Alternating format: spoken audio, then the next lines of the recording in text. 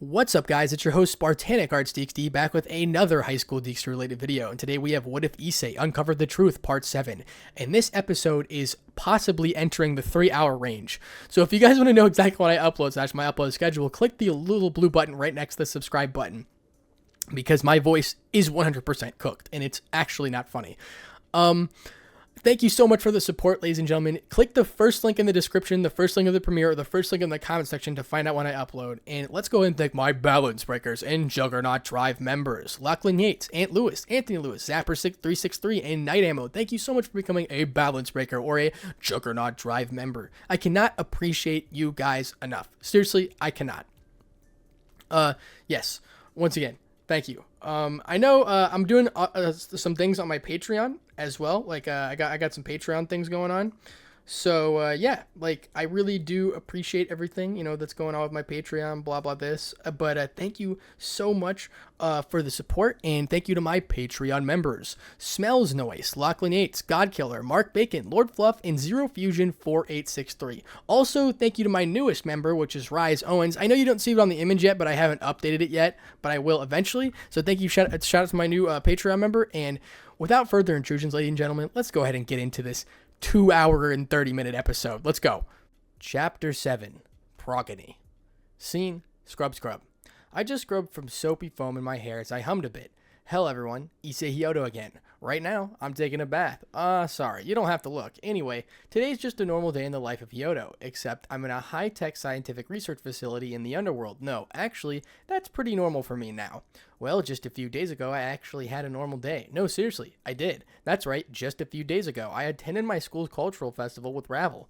Also, AB Senpai was there. It was a really great day. I had a lot of fun and was able to take my mind off things and relax. I was able to take a break from all the crazy, stupid trials that were happening day by day. Lucky me. But there was a lingering feeling of unease. After all, I could still feel the presence of those people in the distance, my friends. I had felt a subtle desire to see them that day. That aside, I ended up spending the whole day, the festival, alongside those two, making some great memories. Let me show you the flashback. Now, flashback. You guys wait here. I'm going to get some of those takeout cups. All right. Ravel and I went left inside of the crowd and people to watch theater to play some drama club that was showing, while AB Simba got some snacks. It was already nighttime by now. Cultural festivals can last a couple days, but today should end soon. I won't be able to return for tomorrow's events because apparently Sensei has me booked for poison resistance training. If you got the chills when hearing that, I did too. I think I'm going to die in that facility, so I'm enjoying today to the fullest. Anyway, Ravel and I were standing there together in the crowd while waiting for Ebi Senpai.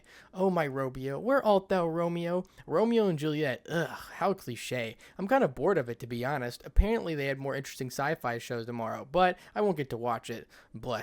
Why did I have to get stuck with this one? What's the worth that there's basically all the way in the back of the whole crowd is almost blocking our view? Issei-sama?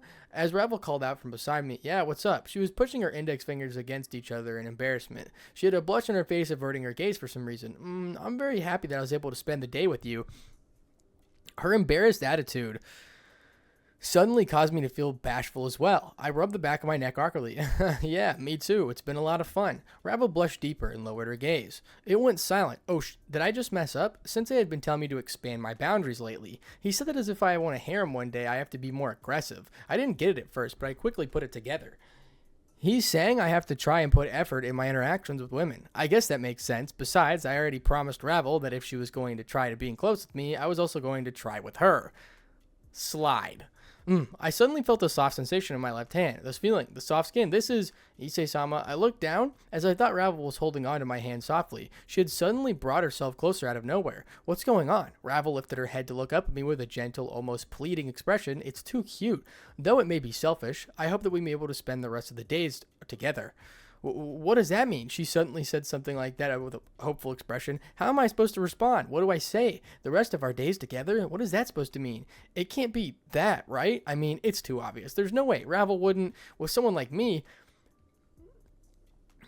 Issei-kun, especially for someone like me. I don't want to hear that. Whoa, I accidentally hit my microphone. Sorry.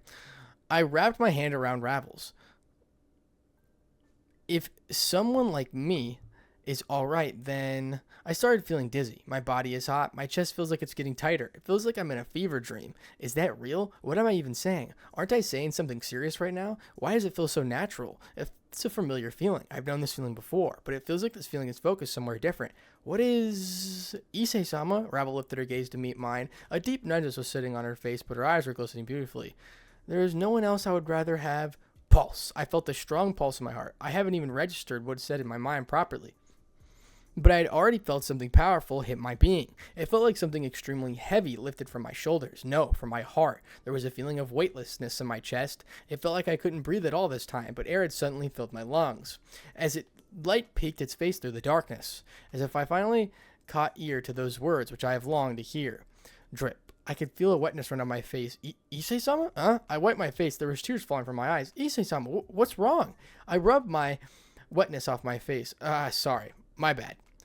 Issei-sama? I turned back to Ravel after cleaning my face. She was looking up at me with a deep concern, but for some reason I couldn't take my eyes off her. It felt like my gaze was suddenly glued to her. I couldn't hear or see anything else around me, as if it was only there.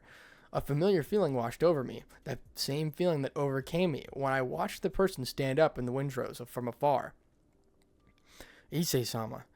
Ravel called out to me, but I couldn't respond. The longer I stared, the more it felt like the image of her form getting gradually closer, the soft lights from the festival illuminating her face. Issei? I'm back to you. I'm back, you two. I was abruptly snapped back to reality. That voice, Ebi-sama? But it was only then that I noticed an unbelievably close my face was to Ravel's. Ravel and I pulled back immediately. What's wrong with you two? Ebi-sama asked curiously as she held on the 3 snack cups in her hands. She didn't seem to catch us. My and Ravel's bodies were stiff. What just happened? What is going on? It felt like I suddenly lost my mind and came back. What was I seriously about to do? What's up? You both look like you've seen a devil. I laughed as a freaky, disingenuous way at Ibisama's joke. Whoa, seriously, what happened? Flashback end. Man, I can feel my heart beating in my chest. Why does this keep happening? And when I remember that, anyway, that's essentially the most important thing I can remember happening. I still don't fully understand what happened in those moments, but ever since that day, I've overcome with an indescribable feeling. Despite being in this creepy facility all the time and completing nonstop trials every single day, I feel an overwhelming happiness every morning that I wake up. I just don't know why. It's so inexplicable to me. I don't understand it. Why am I so happy now? Why do I feel so free? Why do I feel like I can do anything? What is this? Haven't I felt this before? I swear I have. I knew it in that moment in the festival, didn't I? So why don't I know it? I swear I know this feeling. I sighed and I realized that I couldn't figure it out. Although I did know this feeling was similar to when I would spend my days happily with the rest of the club members. I stretched my cheek as I became melancholy. I decided to try and take my mind off it by checking on something. Summon. I pointed my fingers to the corner in me and my concentrated demonic power. A magic circle spawned in that spot, but after a few seconds of shining, nothing happened. Yeah, I thought so. The magic circle faded. My summon failed. Ever since I made the Gorgon my familiar, she hasn't responded to a single one of my summons. She just keeps leaving me hanging. I've talked to Sensei about her, but when I explained that she almost got shocked and asked her to see her immediately, that's when she didn't respond. After Sensei scratched his chin and seriously said, "Interesting. I'll have to contact a few people. Just keep trying to summon her for now." Then he walked off. I was confused and decided to visit the Gregor library again. I read up on Greek mythology pertaining to Gorgons. As it turns out, they are technically a subspecies of Gorgons roaming around. Most of them are ugly, mindless beasts that reside in the familiar forest. They have the ability to turn other familiars near their level into stone and almost mask on their faces and spit small amounts of acid from their mouth, but beyond that, they can't do much. They hardly even considered Gorgons, if at all. Drake was pretty much right. Officially, there are technically only 3 Gorgons, those being the 3 sisters, Medusa, Setho, and Euryale. And Medusa is the only one known to have snakes in her hair because of the curse by Athena. After having had sex with Poseidon, so now I'm even more confused. If all of that is correct, who the hell is my familiar? According to the legend, Medusa's power can turn things into stone was crazy strong, and she didn't require a mask to do it like the other ones. There's no way the real Medusa would only be up to the level of high-class devils, so seriously, who the hell have I captured? This is like trying to catch a Mewtwo and ending up with a shiny Rayquaza. I mean, still, I don't even understand it. Where the hell is this Satoshi-looking ass familiar from the familiar forest when you need him? Is he catching all of them right now? I'll kill you. Why do I have such a deep grudge against that guy? Issei-sama. Oh, it's Ravel. Hey, Ravel. I suddenly jumped to shock as I laid my eyes on the figure behind me. It's Ravel. Ravel, what are you doing here? Ravel stood up in front of me with a towel and wrapped around her body. Why is she here? And why do I feel such unbelievably embarrassed to be seen by her? I have come to wash your back. She says that with a deep blush on her face, but I can see the determination in her eyes. What? Wash my back? Did I ever ask her to do such a thing? I don't remember. Why would she suddenly feel compelled to wash my back now? Why does it look like she gathered the courage just to do this? Why does it feel like my heart is literally going to burst through my chest? Calm down, partner. You're panicking. It's disturbing my sleep.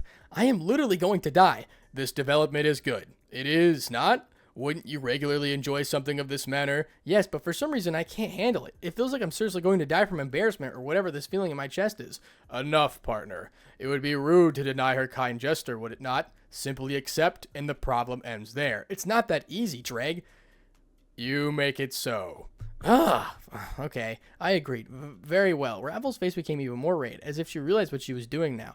Oh man, I sat down back on my little stool, holding my towel over my crotch. I heard Ravel kneel down behind me. Then I will start. Yeah, scrub. I flinched with that. Ravel began scrubbing my back, and I can't believe this is happening. Why is this happening? Even though I'm extremely happy for some reason, I don't understand at all why this is happening in the first place. Why would Ravel want to wash my back out of nowhere? It's in my curiosity, I decided to ask her, Ravel, why did you decide to suddenly scrub my back anyway? She paused for a moment. I must be assertive. That was all she whispered. Huh? The hell is that supposed to mean? What do you mean, assertive? I am befuddled. Oh, that's a big word. I have been picking up a lot of those lately thanks to the books and lessons from Shimazing. The scrubbing continued for a few minutes. Before I knew it, Ravel stopped. I am finished, Issei-sama. I see. Thank you. Silence emitted. Would you like me to continue with the front? Huh? The front? I shook my head vigorously. No, I mean, you don't have to go that far. I can do that much myself. Is that so? I nodded my head at a crazy fast speed. After a few seconds of silence, Ravel stood up. Very well then. Excuse me. She started walking out. Actually, now that I feel kind of bad for doing that, as she walked out, Sensei's word played back in my head. You need to be more aggressive when it comes to women. You also need to have more confidence. We can build up confidence with the things I have in store, but the aggression is something that comes from you. You need to realize that if you want to be a harem king, it's the necessity to put in effort for it. Not all women are going to throw themselves at you. Sure, a lot of them will, but the best women to get for a harem are earned. So basically, I am saying that to learn to take this top opportunity as well. Try it with Ravel. She is a good test. She is a good girl. She'll surely have no issue with it. Ravel. I stopped from my call. She turned to face me. I stood up and held my towel around my waist. Let me wash yours too. Break. I heard what sounded like an explosion. Ravel's head was blood red and releasing steam from her ears. Her eyes were spinning like spirals, and it looked like her brain shut down. Yes, Issei-sama. She answered me in a robotic voice. Ravel, what's wrong? Are you going to die? Are you seriously going to shut down right there? Ravel wobbled unsteadily towards me. I almost had to catch her, but she fixed herself at the last second. She stepped in front of the stool and slide. Oh, her towel slid off her backside as she held up from the front. My nosebleed sprayed from the blood. Oh my god, guys. Here we go again. My blood from beneath me. Issei-sama, you alright? Yep, I'm all good. I held my nose and calmed myself down. Come on. What was all the perversion training Sensei put me through? Hold it down. Ravel sat on the stool I had previously sat on. Her soft, plump touch lightly against me on the stool. Whew, I only realized it now. But throughout all of the perversion training, what I had kept my mind on was Ravel. So essentially now I have absolutely no defense against her. I held my own towel the moment I felt something rising from beneath it. Oh, not you, little man. Little man's crazy. Issei-sama, what's wrong? Nothing. I sat down and immediately tried to hide my erection. I'll just get started then. Yes, I brought up, oh my god, with the rag Ravel handed me and swallowed some saliva got my throat. Here we go. Ew, what a disgusting line that sounded like. Ravel squealed as a rag touched her skin. Sorry. No, it's alright. I simply am prepared. Ravel caught her breath. I took another big gulp. Okay, I'm starting now. Yes. I brought the rag up and touched Ravel's skin. She flinched and didn't make a sound. I began washing her back delicately. Holy sh... Since I was washing her with the rag, there wasn't much contact that I made with her skin, but every time I happened, it felt like heaven. What the hell? Isn't the skin too smooth and clean? It doesn't even seem like she needs a shower. Even her hair looks soft. What the hell? Isn't Ravel, too perfect? I always end up getting this feeling when I meet human beauties, but Ravel is unrealistically gorgeous. It's honestly incomparable when it comes to human girls. She wins over all of them in no contest. In fact, she's almost like a lot of the inhuman girls I've met too. I mean, I know it's not right to compare the others, but she is, if I had to compare those in my group, she might be, I suddenly, Ravel suddenly squealed. What happened?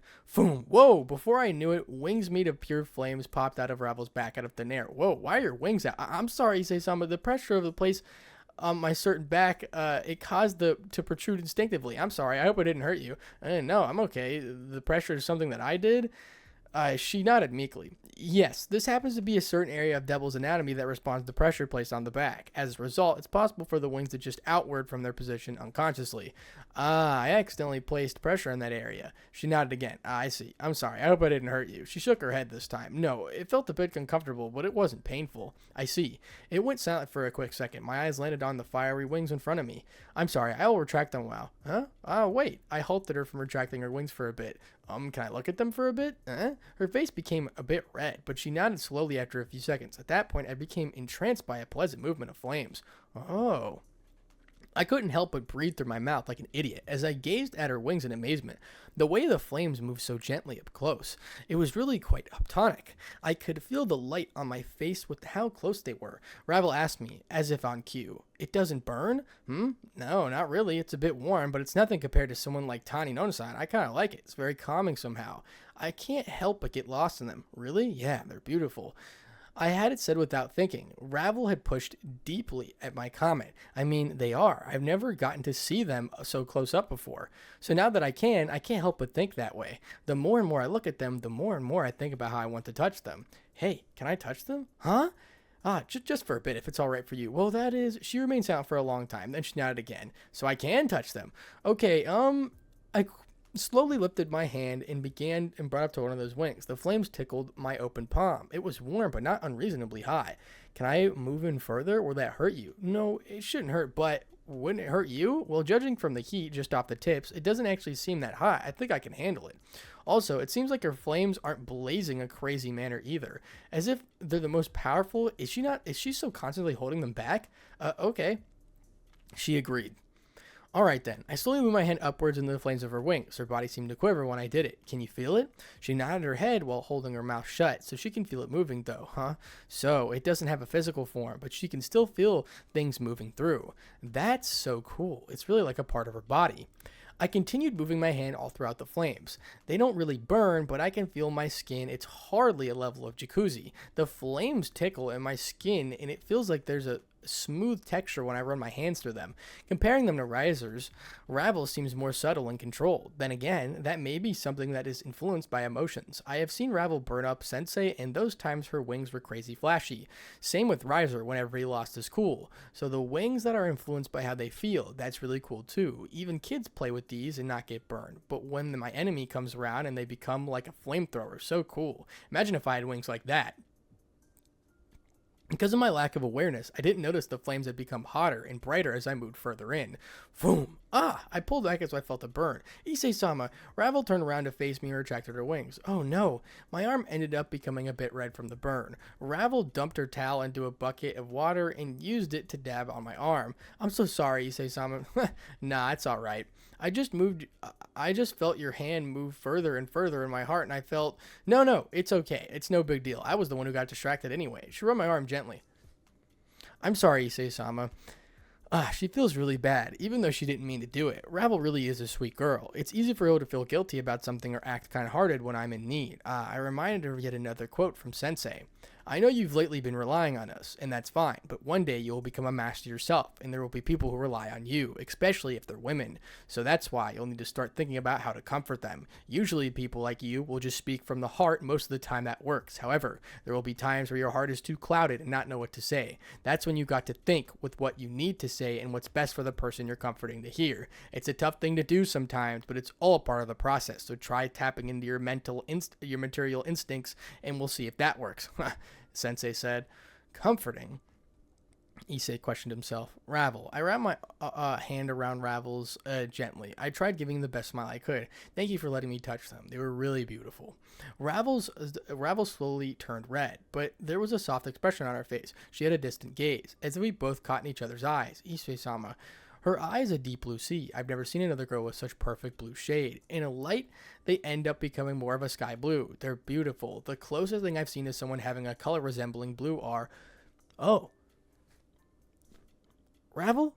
What is it? Your towel. Huh? Ravel looked down. We both had forgotten that she had previously used her towel to cool off my hands. Ravel's spurt. My nose bled, and so that I launched back. Issei sama thud, and with that, I passed right out. Now, part 1.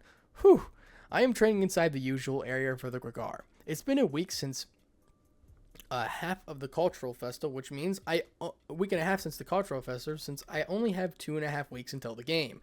I am currently doing one-handed push-ups, but also a handstand. So a one-handed handstand push-up, and somewhere along the line, I surpassed 500 of them.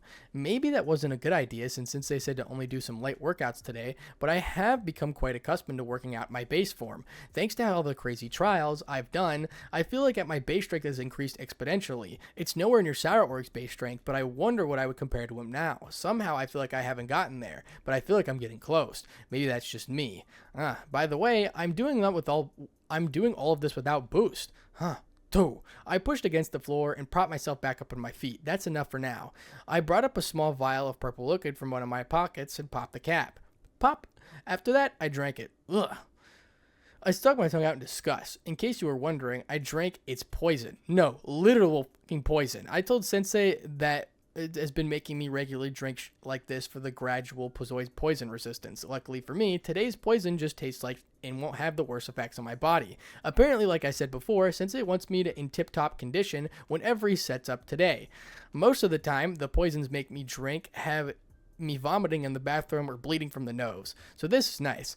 The only one that makes me think whatever he has in store today is really bad, though. That being said, I essentially just downed a toxin that incapacitates the average high-class devil. Good thing I'm resilient. Issei. Speak of the devil, the fallen angel sensei approached me. Follow me. He motioned for me to follow. We walked through the training area throughout the facility. We happened to pass a room that had Barkyo-san's training other soldiers in it. I waved at him and he nodded back. We talk a bit, and there are times we have breakfast together, casually small talk. There are even some times when he tells me stories about Akano as a child. It makes me uncomfortable sometimes, but thinking about her as a child makes me feel a bit more comfortable with the idea of talking about her. Anyway, we walked past through many places in the facility and ended up in a large room with a bunch of different in it. Isn't this Sensei's personal workspace and not his office, but where he does all his crazy experimentation shit? There's tables with scrap devices on them, desks with a lot of schematics on different items, but Sensei brought us to his desk and shared like 50 TV screens attached to the wall together. What are these? Here, put it on. Sensei handed me something. It's a communication device. I placed it near my ear without questioning him. He also placed a similar device in his ear. He's going to be communicating with me directly? That's new. Usually leaves me on my own. That sets me off at ease a bit. Sensei started messing with the computer board on the desk and had many screens turned on with no signal. He then asked me in unnerving seriousness, Issei, I want to ask you something serious. What is it? How many people have you killed? He asked me a question that unsettled me. How many people have I killed? Well, I've killed many beasts and monsters, obviously, but in terms of people, I'm not sure what you mean by that. I mean those with sentience. No mindless beasts or monsters, enemies, like the Chaos Brigade and such confirmed kills. You mean my kill count?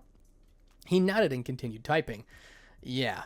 Well, in regards of that, I don't think it's high at all. If I recall, the only confirmed kill that I have is against that third Shalabah Beelzebub, but that was a result of Juggernaut Drive and I wasn't conscious of it. Other than that, I don't think there was anyone else. Why ask me such a question? He turned to me seriously as he finished typing. A bunch of flying ladybug surveillance drones flew over to the corner of the room while the screens read, "Stand by." He's going to watching me live extensively. A greater sense of unease began to fill me with everything that was going on. He spoke to me in a sincere tone. Issei, I'm afraid I have to tell you this, but that is something you will not be able to continue in the future. What? What do you mean by that? He means I won't be able to show mercy anymore? I'm afraid that the truth is there will be a time when it comes necessary to realize that there's no other way. There will be a time, if not many, in which you will encounter an enemy that must die. There are those out there which the outcome is unavoidable. To be able to make such a decision is one of great warriors' many responsibilities. It is true that there are many enemies that can be spared. Mercy is a virtue, but there are those that should be recognized as an existence that must be eliminated. I'm afraid that this is simply as part of being a leader as it is a soldier. Despite that fact, I'd rather not have you make such a decision. You may end up having to make it by the end of the day. Huh? You mean I might have to kill somebody today? He nodded his head firmly. What? But If his decision is left up to me, then he shook his head and looked almost a mournful expression. I'm afraid you can't maintain that mentality. I understand that your first instinct is to spare your enemies, but you need to realize that sparing them may not be the default option in some cases. What do you mean? I mean, you need to be able to recognize when you are not to spare an enemy. Sparing an enemy is not something that should be decided in one's personal beliefs. It should be influenced by their crimes and, most importantly, their intent. If their intent is something that is too drastic, they must be eliminated, especially if those who are tenacious. Let me give you an example. What if there was an enemy who had the ability to destroy the entire capital of the underworld, but the only way to stop him would be to kill him? What would you do? Well, I mean, wouldn't incapacitating them be enough, or just keeping him from fighting anymore? Sensei shook his head. Get rid of that mentality. This is a hypothetical. I'm telling you that it's impossible to stop this destruction otherwise. Like, say, you had a bomb that had detonate that big, and the only way to stop it would be to absolutely kill him. Would you do it? What would you do? That sort of question. Thinking of all the people and children in the capital, the answer seems obvious. Of course, I would have to kill him. He nodded his head. You would have to kill him without hesitation. However, that's not something that happens. In truth, the best example is just a real one. What I mean is, there will be enemies that will not give up. Enemies that will never give up on their intent no matter how, and won't give up on trying even if they're dead, and their threat is also high.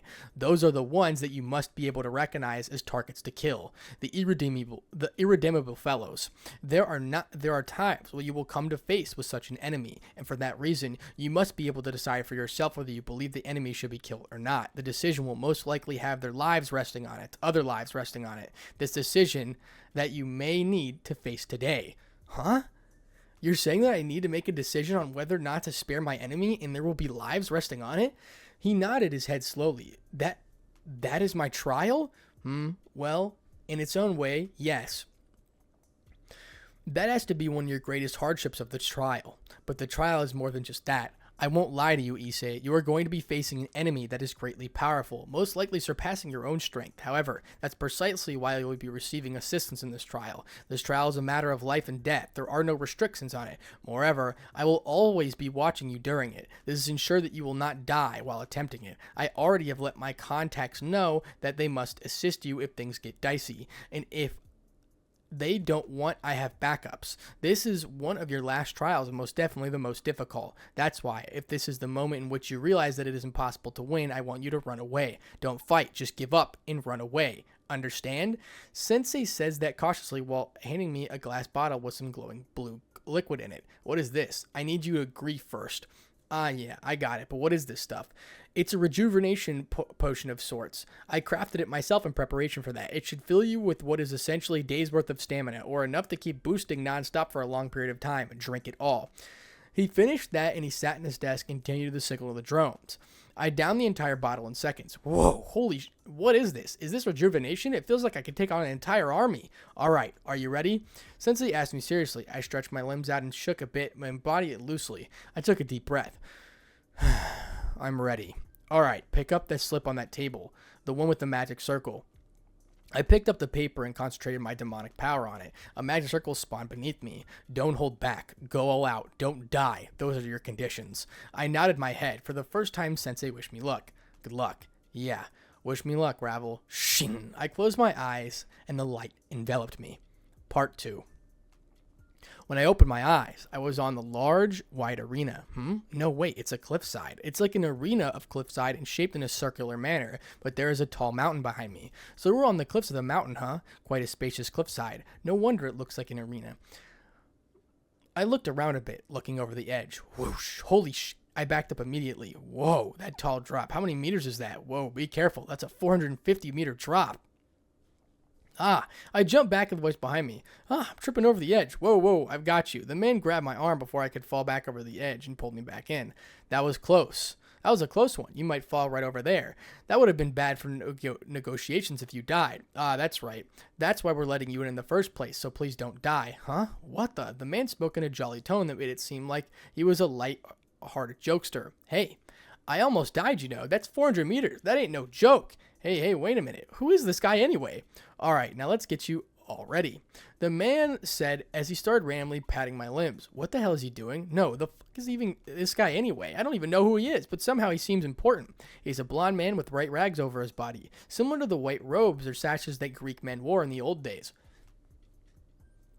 He looks to be in his late mid-20s. His hair is short and scruffy, and his eyes are as gold as his hair. He got a bronze cap that has had little wings coming out of them. He's also some weird mini staff thing in his hand. Hey, isn't it the shape of the crest of the hospitals or something? The staff and the wings snakes around it. I think it's called Cadius? The last detail my eyes caught on to were his shoes. Okay, that's all of your limbs. Spread your arms. I spread my arms and placed his hand on my chest. And he placed his hand on my chest. At that moment, light shines on my limbs and chest. Symbols appeared on them. The Cadius symbol, that his staff resembles. It is a symbol or something? And what's he doing? Alright, all set. You should be a lot faster now. Sorry, I can't do anything about your strength, though. That's not my thing. That's more of a thing for you guys like the original Hercules or maybe Kratos. I can't make you any stronger. I'm quite physically weak amongst the gods, so if anything, you could probably beat me up using these seals. Most people can't catch me, though. What the hell is this guy talking about? I noticed the last detail, and I asked him for his identity. Hey, I hope you don't mind me asking, but who the hell are you? He had a look of realization. Oh! Maybe that weird governor fellow didn't have time to tell you. In that case, I will introduce myself. He quickly spun the short staff in his hand and pointed out, as decided to make a cool pose. The last detail about him I noticed. I am Hermes, the messenger god of Olympus. Sandals with wings on them. Huh? Yo, the man covered his ears after the pain in my house. Hermes, the messenger god, the god of thieves and mischiefs and shit? From Greek mythology, that Hermes? I pointed at him in shock while my body shook. You're Hermes? He looked at me blankly. Yes, I did proclaim that. I could only stare with my mouth agape. In shock. This is Hermes, the Greek god, the trickster, the messenger, the really fast one? This is a god? I'm facing a Greek god right now? Partner, compose yourself. This is a momentaneous occasion. You should be treating it as such. Learn to hold your composure in such important figures. Induce yourself properly, as the Red Dragon Emperor should. Right. Hello, I am Issei Hyodo. I am this generation's Red Dragon Emperor. I also am here at the request of Azazel, the fallen angel governor. It's a pleasure to meet you. Hermes looked at me blankly. No, I already knew all of that. Where am I? I ended up breaking the awkward silence with that question, hoping to get an answer. Hermes smiled again and answered me casually. Look around you. You are in Greece, of course. Although you are far out on the outskirts of it, this is a place that no regular mortals can reach. Mount Olympus. It's right over there, after all. He pointed off the light to his right. I followed his direction, saw the mountain around 100 meters away from us. It's just a mountain, or at least a body of one. I shifted my gaze upwards and... when I looked up, I saw a tall peak that was even higher than the one we stood on. Double this height, over 850 meters tall, and resting on top of the peak was an exquisite large place of the size of an actual town. Despite that fact, it looked up to be clouds. It gave off a golden light brilliantly. Mount Olympus? Unfortunately, most of the vital gods are not currently present here. Despite that, it is now a target for that fellow. There are still a few gods sitting up there, however. Those are all the useless ones. That's a bit harsh, isn't it? I meant the gods, who cannot do much against a great threat like the one we're facing now. It's not up to the amazing of the problems for the being. It's not too amazing of a problem for beings like Zeus or Ares, but the gods and goddesses that are no match, not even up against you. Like, just imagine Hera going up against Ares. There's no way. There's gods that are not meant to fight, but they serve other important roles. So right now, we're in the worst case scenario since most of the powerful gods are away negotiation stuff. Meanwhile, Hades does not care to help, and Ares is nowhere to be found. I'll try to get in contact with Athena and Artemis at the very least. But for now, these enchantments are all I can do for you. You have a better chance at fighting them than I do. I'll be running around to let the rest of the gods know while you face them. I'm also in contact with the fallen angel governor, so in case anything happens, I will try to return as fast as I can. But for now, you're going to be fighting him all on your own. Unless you want me to bring over one of those fragile gods to Olympus to help. In that case, we'll see if Diosaurus can help with a splash of wine to his face. Hermes laughed wholeheartedly. As I stood frozen and processed the information he dumped on me, he made it to mention the important figures and concepts that my brain almost fell apart. Shamazami-san, all of the mental training may have not prepared me to quick thinker yet. That's right. Try testing out your speed. You should be way faster now. He suggested I test out my speed. Okay. I tried throwing a punch as fast as I could. Whoosh. Whoa. There was a dust that was kicked up in a circular motion near my feet and continued down the line. This speed, it's easily surpassed Kiba's. It's definitely faster than that night form from Triana. It even surpasses Volley's crazy speed. Imagine the night form with this speed. No, the Rook. The Rook would easily be at Kiba's speed with this enhancement. Fucking hell. That idea is terrifying. How is it? My blessing. Fast. Way too fucking fast. I couldn't even see my own punch. Is it really okay for me to be using this enhancement? He raised a brow at me. Well, it's the only way you'll survive after all. Ugh. His word gave me chills. You mean without this I would die? Is that how strong my enemy is? Alright, try out the speed while using that one bulky form that I've heard about, the big ugly one. The big ugly one? Triana Rook. He wants me to get into that form from the start? I'm not sure if I should be using Rook right away though. At that moment I heard noises in my head, the transmitter turned on. Issei, are you there? Sensei, yeah, I'm here. Are you already watching me? Yeah, that's right. I've got my drones doing surveillance all around you. They're in camouflage so the enemy doesn't realize. Oh. Okay, what is it? Turn into your Rook form. Huh? Already? So even you want me to do that from the start too, Sensei? Issei, I'm going to be frank with you. If you don't have Rook form on at all times during this battle, you may die. It's as simple as that. Huh? You're saying my enemy is that strong? I'm saying you will die otherwise. Transform. His words give me chills for the second time. Alright. Welch Dragon. Balance Breaker. Promotion. Welch Dragon Rook. Chain Solid Impact. My armor transformed, and I placed into a large, rigid Rook form. Hermes eyed it curiously while rubbing his chin. Oh, okay, Issei. Now test out your speed while in that form. I threw a punch at Sitsune's command. Whoosh! A great amount of dust was blown away from the lightning-fast punch. This is too fast for such a bulky form. It's just as fast as the night form, if not faster. Both speed and brute strength, it's too overwhelming. That means I'm facing an enemy that can handle this sort of thing? Oh, so this is the, what is it called? Triana Rook form. Welch Dragon Rook. Yes, that. Triana, right. I vaguely recall Poseidon announcing that the Red Dragon Emperor had decided such a name for that new illegal form. In joy, he was quite happy with it. Oh, a splendid name. And what he said, what is the night one name said? You know, the fast one. That's Welch Dragon Sonic Boost Knight. Welch Dragon Sonic Boost Knight. Oi, what a mouthful. That's such a slodgy name for something that gives off the impression of speed. He says that with a lack of enthusiasm. Well, it's also called the Dragon Star Knight. That's better, but it's really lackluster. Also, very childish sounding. It would be better if it had a more imposing name. He said that while crossing his arms. I'm being scrutinized about my speedy form by the god of speed. Feels bad, but Hermes suddenly lit a bulb above his head. I've got it. The Bird of Hermes. Haha, yes, that's good. Huh? He announced that excitedly as he accomplished something. What? Yes, call it that. Use the name. Triandicanidius, the Bird of Hermes. Yeah, that's great. That one's good. We'll use that one from now on. He said while pointing at my mini staff at me. I feel like something has been abruptly decided without me. I suddenly got a feeling of chills, stronger than the other ones before, straight up my spine. Hermes gained a serious expression, looked off the cliff edge to somewhere off in the distance in the mountains. Something is coming. Hermes turned to me seriously and began giving me a speech. Alright, boy, listen. Listen well. There isn't much time that I've got to tell you this. First, you must know the nature of the gods and titans. Titans were essentially considered the fathers to the gods, with a great amount of beings having been convinced by them, like Zeus, for example, but that isn't the point. All throughout time, it has been debated as whether gods stand above titans or titans stand above gods, in terms of power at least, until the Taiyomaki. There wasn't really a good indicator for it. Now gods are also considered to stand above all beings, but there are many that would say that God is a broad term. In some ways, titans can be considered gods simply because of how powerful they are, also adding the fact that many of them father the gods. That case is strong. I nodded my head and continued listening intently, saying something is coming. It's getting closer and closer. It's extremely powerful. There are many powerful beings who are considered gods, despite having a different nature than gods themselves.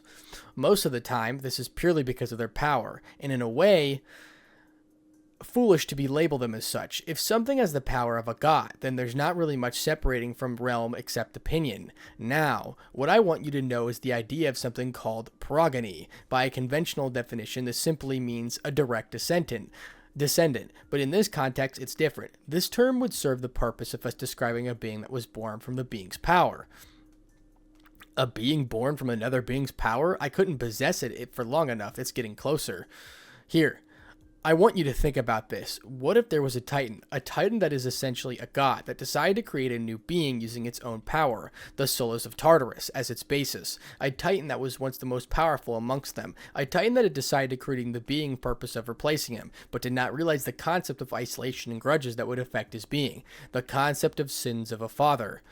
A naive being was born, one that had mentality of a child but was forced into a position he was hated only the Titan father who created him and to abandon him, and it became a mountain. Are you still following? I'm trying. Everything I'm saying is literal. The Titan who was tasked with upholding the heavens upon his shoulders, but was released from his duties by Hercules. He is a Titan who created his being using the power of Solas of Tartarus as flesh, this son, but he did not realize that leaving his son alone in the world that hated him would have such a consequence. Moreover, is it wrong to call it a son? It would be more accurate to say it is almost another version of the Titan himself, one that does not take the form of a Titan, but rather a form of a humanoid being, essentially giving the classification of a god, an evil god. It can no longer be considered a beacon of existence, an evil god with the power of a Titan, which represents endurance and absolute strength, and that power seems to be growing along with its rage day by day. Now that being is a target of Olympus, and the one standing in its way is you. Huh? I'm fighting a god? Oh, gosh. Hermes turned his head back in shock. The presence. It's here. A god, an evil god, has arrived. I could feel it just by the reach of the mountain peak arena we stood in. I'm going to be fighting another evil god, but this time, I'm all on my own. This feeling, it's stronger than Loki. All right, boy, it's time. He's here. Listen, whatever you do, don't hold back, understand? Use all the power that you have in this form, and don't change out of it, unless it's only for a moment. Try not to die, alright? It would be bad of all of us if that were to happen. I'll try to get the other gods as fast as I can. Until then, do your best. With that, Hermes jumped off the peak with a lightning speed. I couldn't even interpret until he was gone. After all that was left was a strong gust of wind. I was all alone. Sensei, what is it, Issei? I'm going to be fighting a god? That's right. I don't know if I can win. Don't think of it that way, Issei. All you can do now is focus. Concentrate on winning. If there was a moment in which you realize that victory is impossible, run. Don't worry about the trial then. But for now, just think about what you can do to win. The rejuvenation potion I gave you should have provided you with enough stamina to boost yourself all the way up to Mao level strength. Maybe hopefully above that. This was a measure I had to take to ensure the best chance. Add to that, you have Hermes' blessing. Optimistically, this should be enough to match up with that being. The only problem is that I don't know his strength for myself. I'm only going off what has been described to me. In the best case scenario, you'll be stronger than he can handle at full capacity. For now, you can only focus on the fight. All right. Partner, I suggest you start boosting your power. As it is now, we are no match. We should be ready with the time he arrives. Boost times 5. He's getting closer. Boost times 10. Closer. Boost times 20. The ground beneath me cracked from the pressure, but I can only pay it no mind. He's still getting closer. Boost times 20. The presence suddenly vanished. I ended up getting a rising in my feeling in myself. I couldn't hold myself from speaking. Sensei, what is it? I'm afraid. I know. The Titan who held up the heavens. I think I remember that story. That his son, an evil god, Sensei. Who is he? It is just as you say, Issei. You are facing an evil god. The one that created by a Titan who held up the heavens, using around half of his power of the souls of Tartarus. The Titan who ended up becoming a mountain and become a part of Earth. The Titan which represented endurance, strength, and even astronomy. This is his son, his creation, his progeny, his successor, that being he is. Since I didn't get to finish because something had landed in front of me with a powerful crash that felt like it shook the whole mountain. My view was covered by smoke and dust. Doom! I could not move. I could feel his presence from within the cloud of dust covering its entire peak. Though the dust, I could vaguely remember our shape of a person, the silhouette of a man, his knees from landing, suggesting that he somehow jumped to his insane height, using only his legs. Within that cloud of dust, I could see lines, streams rising. As if from the pressure of the heat to the center. No, that's exactly what it is. I only realize it now, but the arena we were in was no longer flat. Instead, it was dented inwards by the spot where he landed. The entire arena had essentially become a crater. Then, from deep within the dust, he finally began to clear. I could see 2 glowing orbs of red light piercing through me. The dust finally cleared. The smoke still rising from that spot. No, it's steam rising from the man's skin, as if his body was releasing a tremendous pressure or heat. To that point, the image of him was like a mirage, but I could still see him perfectly. I understood exactly why the pleasure released from his body was so dense. I understood it in my bones. It was because he was powerful. With a quiet heat, the man let out a hot breath of steam. I could finally get a description of his physical appearance. A young man, mid to late 20s. He had a short beard and some nice black hair emphasized he was Greek. All he wore was brown cloth, wrapped with his lower half in some sandals. His entire body was dark like the color of ash or molten rock. No, somehow, I could tell that it wasn't like this normally. It only looked that way because he was currently exuding so much power.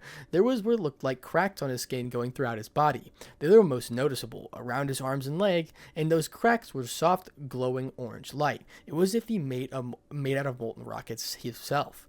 He was tall and had a perfectly sculpted body. He resembles a statue of his own father. His father is Olympus, the man spoke in low enraged snarl as he glared straight past the palace into the sky. It was as if I didn't exist. The man slowly took a step forward. A sensei announced, his foot slammed upon the ground. He is named after his creator before him, his successor. He plans to kill the gods of Olympus. He is Slam, the son of Alatus. His body began releasing powerful wave of steam. Steam that heated me up from the inside of the armor as I felt his strength rise. The cracks in his skin glowed even more. His powerful gaze was directed straight at Mount Olympus. It held so much weight that it felt like it would collapse the entire palace from just the glare. This is the evil god. Named after his creator, his father, Atlas, the titan who held up the heavens with only his body. This is Atlas, and he means to kill the gods. That glare, I immediately realized that Sensei was telling me earlier, those eyes. There was never a possibility of being able to show mercy to such an opponent. Step. Atlas stopped in his tracks. That's because I stepped in front of his view to block Olympus. The moment I did, chills. I felt intense chills throughout my entire being as his glare pierced my body. For one moment, I could even see the image of my own death. I could hear my own racked breathing from fear. His body began releasing more steam than before. The pressure cracked in the ground beneath him all the way up to me. Red glowing eyes stabbed into my form. Drake, what's the best plan of attack? Fight with all of your might, as I thought. Jet! I could only do one thing, attack. I blasted power into a jetpack and shot straight towards the being at Atlas at speed unimaginable for the rook form. I pulled back my fist with all my power. I prepared and strike for his head. The hammer mechanisms in the armor prepped themselves. Solid impact! And with that, my strike connected with his face and sent a gust of dust all around the peak. Doom!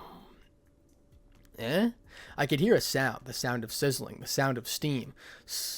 When the dust finally cleared from around us, I could see Atlas glaring at me with my fist in his face. Creak! He began moving his head to face me, pushing my fist away with only his cheek. Steam rose from his skin and cracks in his skin glowed. There was no indicator of damage.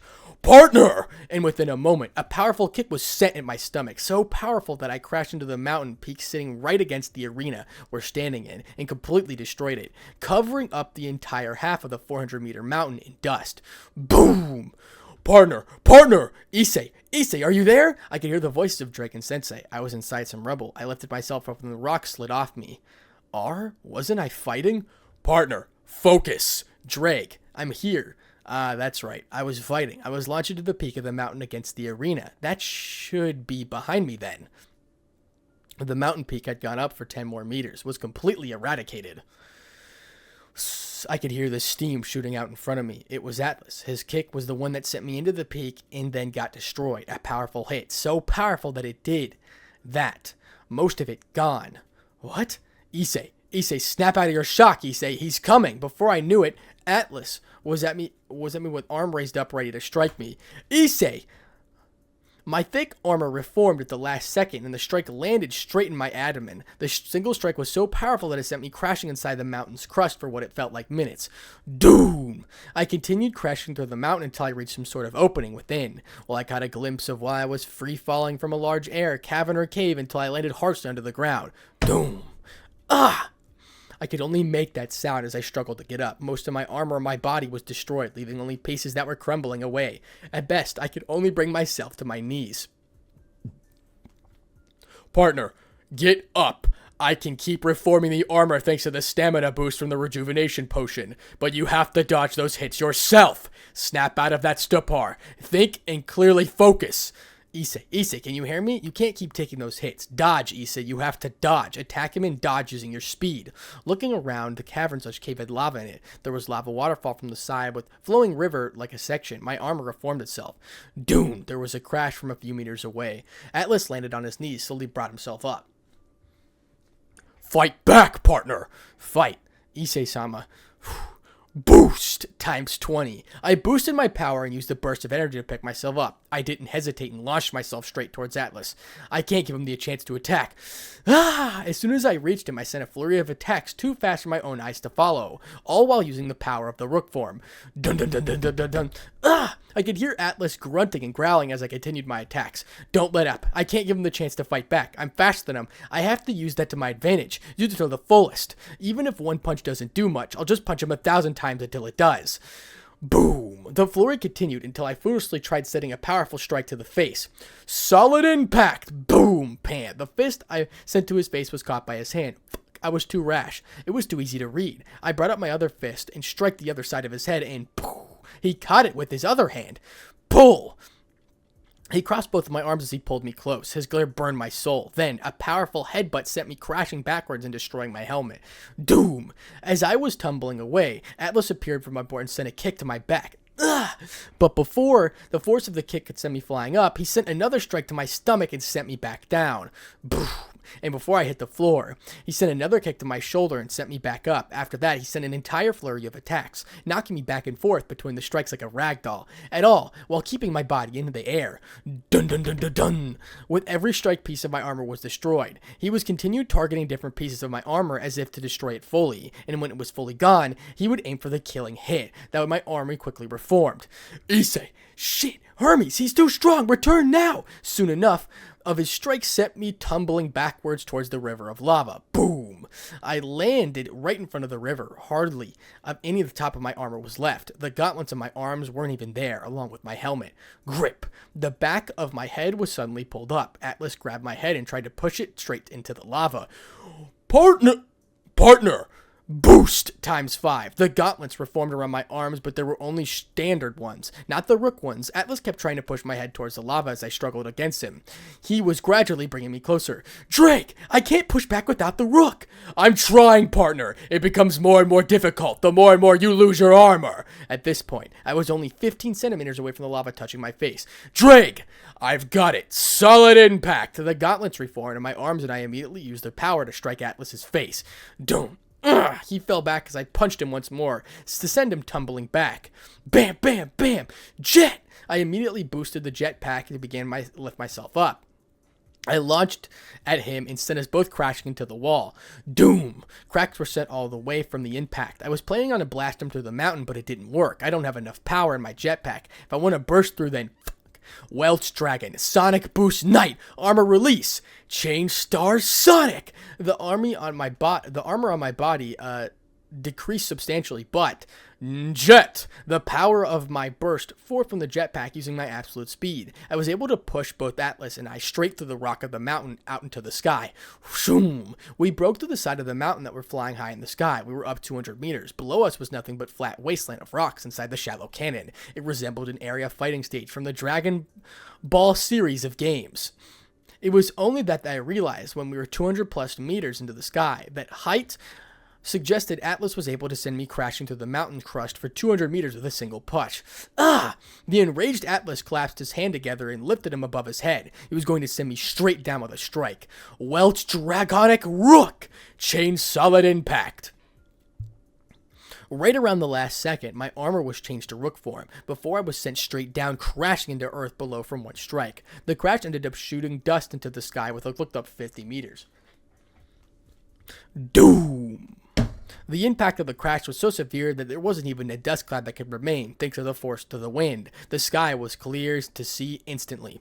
My armor was completely destroyed. I was lying in a crater that was 30 meters in diameter, but it was hardly even a meter deep. The force of the impact must have been so strong that it evenly spread out enough to make a crater that was wide but not that deep. Issei, Hermes is on his way. We're pulling you out. Far away from me, I could vaguely see Atlas land onto the ground. Then a huge cloud of dust shot up. That's when I saw a small figure over 200 meters high into the sky, gradually approaching me. He jumped that high and was coming straight for me, but before he could make it halfway, boom! A powerful lightning bolt struck him down from the ground of the clouds above. A lightning strike? That was way too strong to be a normal one. It was too dense, too large, too bright. Hey, a boy! The person who landed beside me was Hermes. He picked up my bloody, busted body and stood up on me unsteadily, my arm with his shoulder. I hardly even clothes on, just my torn up bloody pants and shoes. Come on, boy, we're leaving while we still got the chance. Zeus is on his way, but for now we can only do this much. It won't keep him down for long. Theseus has also ordered to arrive soon.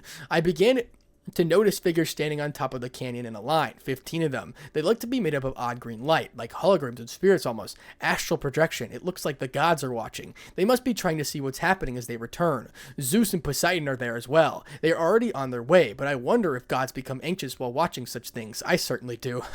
Hermes joked a bitter at that. The gods are watching now, so some of them returning and decide to check up on the situation. Bad timing. There's nothing we can do about this monster. There are others like Hades there as well, even though he didn't care to help. Maybe just watch the show. Suddenly, as Hermes was about to move, he stopped. His gaze was set on the sky above. I followed it with my eyes. Moon! Above us! There was the red force field of some sort over the canyon. What? This is... Hermes looked up in shock as if he recognized it. Hermes, what's going on? I'm trying to reach you by magic circle, but I can't. Something is interfering. What's going on? Ares! Hermes said it with content. The god of war! Hermes scowled. This dread field, battlefield of conflict, Ares is so fond of using. It was the one he used during the days of all-out war, his heart's content. It prevents any of those entering from leaving, but bars on the outside exist from entering, as if it was entirely different space. It's reminiscent of the damned Longinus, but nowhere near as powerful. The problem are the restrictions. None shall leave this space until conflict has ceased as a result of the person or multiple persons dying. In this case, we can't leave until we kill this monster, or he kills us. Ares, to use it at a time against us. Are you so hungry for more conflict? Has the war involving the terrorist organizations not yet quenched you? That will rescue you, and you were trapped out as Alephitelius? You damned mongrel! We can't leave? Hermes, you are the messenger god. Isn't it possible for you to travel between realms freely? Hermes smiled bitterly. Indeed it is. Alone. If I were to escape this place, it would be on my own. I can't bring the boy with me. For the first time in a long time, I heard Sensei curse in frustration. Shit, hold on. I don't know if this will work, but I will try contacting Odin. He knows a way around these things. Hermes, how much time can you buy? Hermes smiled and turned grim. Not much. Truthfully, giving the boy that blessing was a great risk. At the point, most of my natural speed is depleted, leaving me with just the speed of the sandals. It's not ridiculously fast speed, but against this monster, I'm not entirely confident I can dodge every attack if he were to jump at us constantly. Not to mention, I am a messenger, not a stork. Carrying the boy, trying to keep this monster away with even more difficult task. Shh! Just try to buy as much time as you can, Azazel said. As much as I can, huh? Hermes whispered to himself grimly. At that moment, Hermes put my body down. All right, boy, wish me luck. Carrying someone around is not my style. Before I could move, Hermes zipped off. Zip! I crawled from the crater, but my body gave up when I made it out. I don't have any strength left. Sensei, Hermes is... Hermes, no, you fool! It was too late. Hermes was already jumping around the evil god who was trying to approach my crater from 20 meters away. I can't move. My body doesn't have the strength. I've taken too much damage. Ah! Done. Miss, take lessons from Artemis. She will teach you accuracy. Ah! Atlas slammed into the ground as Hermes zipped around him at speed too fast to hit. Why can't I move? Even if my enemy is God, this is as far as I can go. Fuck. Even I had Hermes blessing me. It was still too much? Was he just too powerful from the start? Is there something I'm lacking? This feeling of incompetence again. Hermes continued jumping, zipping past Atlas for what felt like 7 minutes straight. At this point, I could tell that Atlas was his absolute boiling point of rage. He wasn't moving an inch anymore, as if his foot was planted to the ground. In fact, when I looked up carefully, I could see that his left leg was releasing an intense amount of steam. More of the rest of his body. Wait, it's glowing in that area too. It's like it's building up. Hermes! I tried using all my strength to call out to Hermes, but it was too late. Once Hermes zipped around Atlas's left side, break! The floor beneath Atlas' leg broke as he launched straight towards Hermes. He used his pure, built-up strength to propel himself towards Hermes at a speed too fast for him to dodge. When he reached Hermes, he sent a strike towards the right side of his body and boom! Blood was flying in the air. That's because Hermes' entire right arm was completely pulverized. Hermes! Hermes' body flew back at the force of the punch and finally registered. Before I knew what I was doing, my body lifted itself up. Ah! Boost times 100. For the first time ever, the rook form reformed around my body only through sheer force of my own will. No, Issei! Partner! Jet! I was already blasting towards him by the time they called out. Phoo! Before Atlas could turn me fully, my most powerful punch landed square in his face. Doom! Grrr. I heard a low growl as the dust cleared from around us. When it did, I can only see my fist was planted straight into Atlas's cheek. His face was turned away to me due to the punch, but I could see his expression slowly shifting. More of his teeth started becoming visible as he began growling with absolute ferocity. Steam came off his skin and pressure of the deep air increased. His eyes started glowing more than ever before. Drip. I finally took notice. Blood was dripping from the sides of his mouth and nose. Grip. His arm grabbed onto my gauntlet before I could react. Crack. It cracked under the pressure of his hand. He then twisted my arm backwards with his grip and snapped it. Ah! I was only able to wail in pain for a moment because the next one, a punch stronger than the ones he sent before, landed in my abdomen and launched me straight towards the one of the 30-meter tall mountains in the canyon. I crashed straight into the mountain so hard the entire thing collapsed from impact and buried me in a landslide of rocks.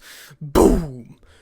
Partner! Partner, can you hear me? Don't lose consciousness. I could hear Drake, but I couldn't respond. My consciousness was fading. I shall burn the responsibility of my own mistakes. You have fought well, boy. Part 3. Azazel. Issei! Issei! I shouted out screams as in front of me as I watched my student crash into the mountain. Fuck. I began gathering the different materials of what I could use. I wouldn't be able to get through the barrier set up by that damned god of war, but I refused to sit back and watch my student die. Ravel and the others won't forgive me for that, and I most certainly wouldn't forgive myself, Azazel said to himself. Static. Azazel-sama? Yes, I'm here. I have delivered your message to Odin. He will be with you shortly. Tell him to hurry. I switched my transmitter and was about to set contact to someone else. Who else can I call? Tanin? No. First, I'll contact Barkyul. He's the one who will be able to get here the fastest. In fact, I'll contact Shimazen as well. I'll relieve them of their duties for today so they can assist. Fuck.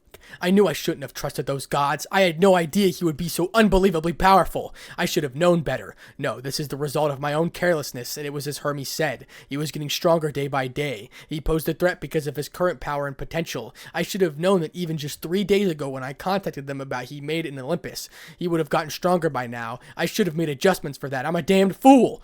Tuned. I looked back up from the screens in front of me. That Atlas bastard.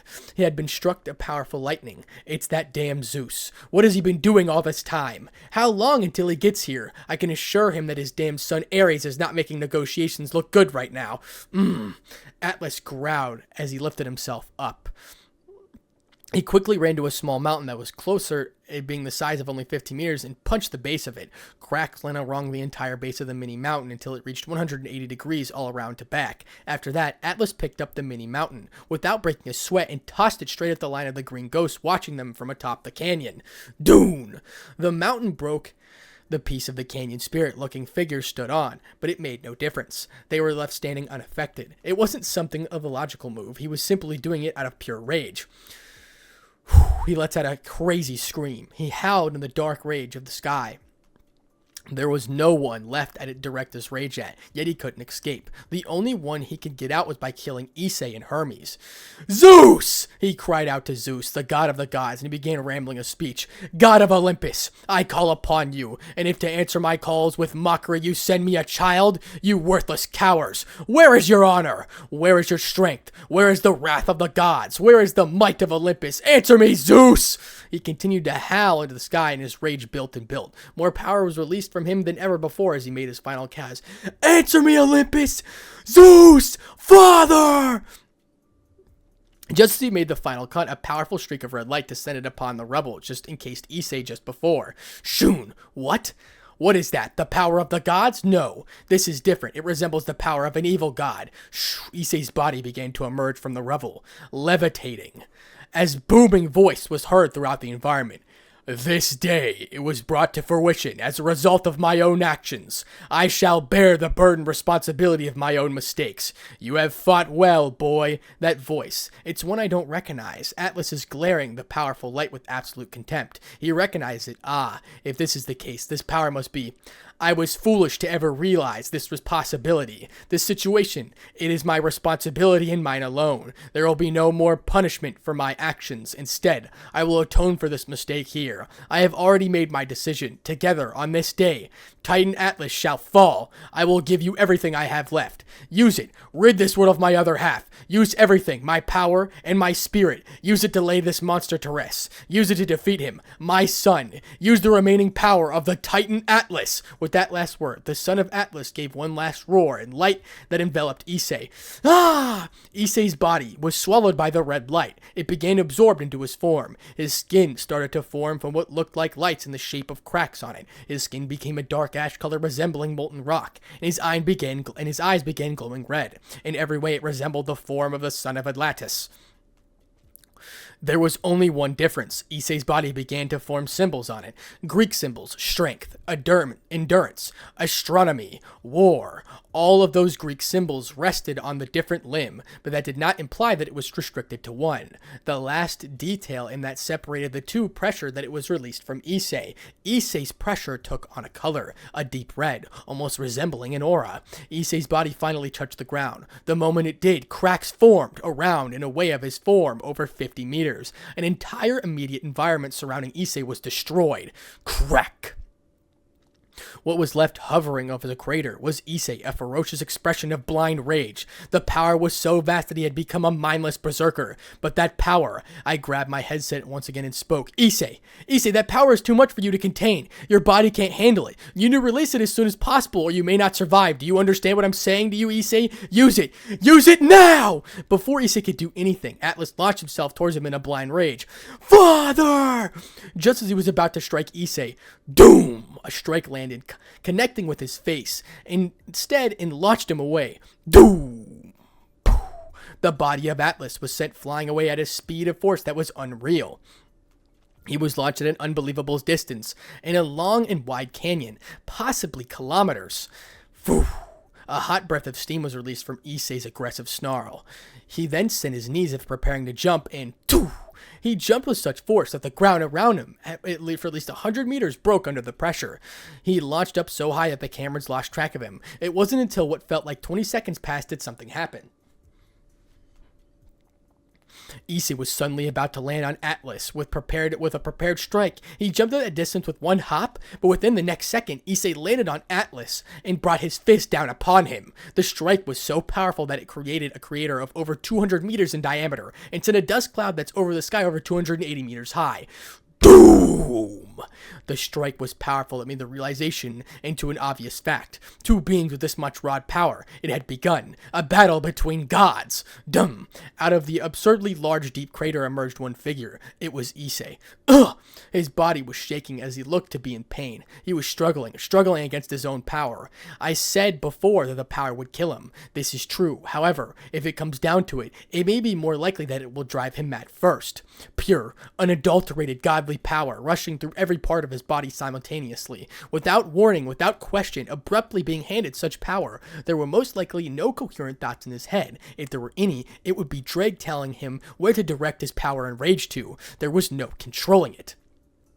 At most, he has 10, no, 5 minutes. 5 minutes until it either completely destroys his body or rips his sanity from him. I can feel the hairs on the back of my neck stand. The most terrifying part of it all is that Issei is fighting in his base form.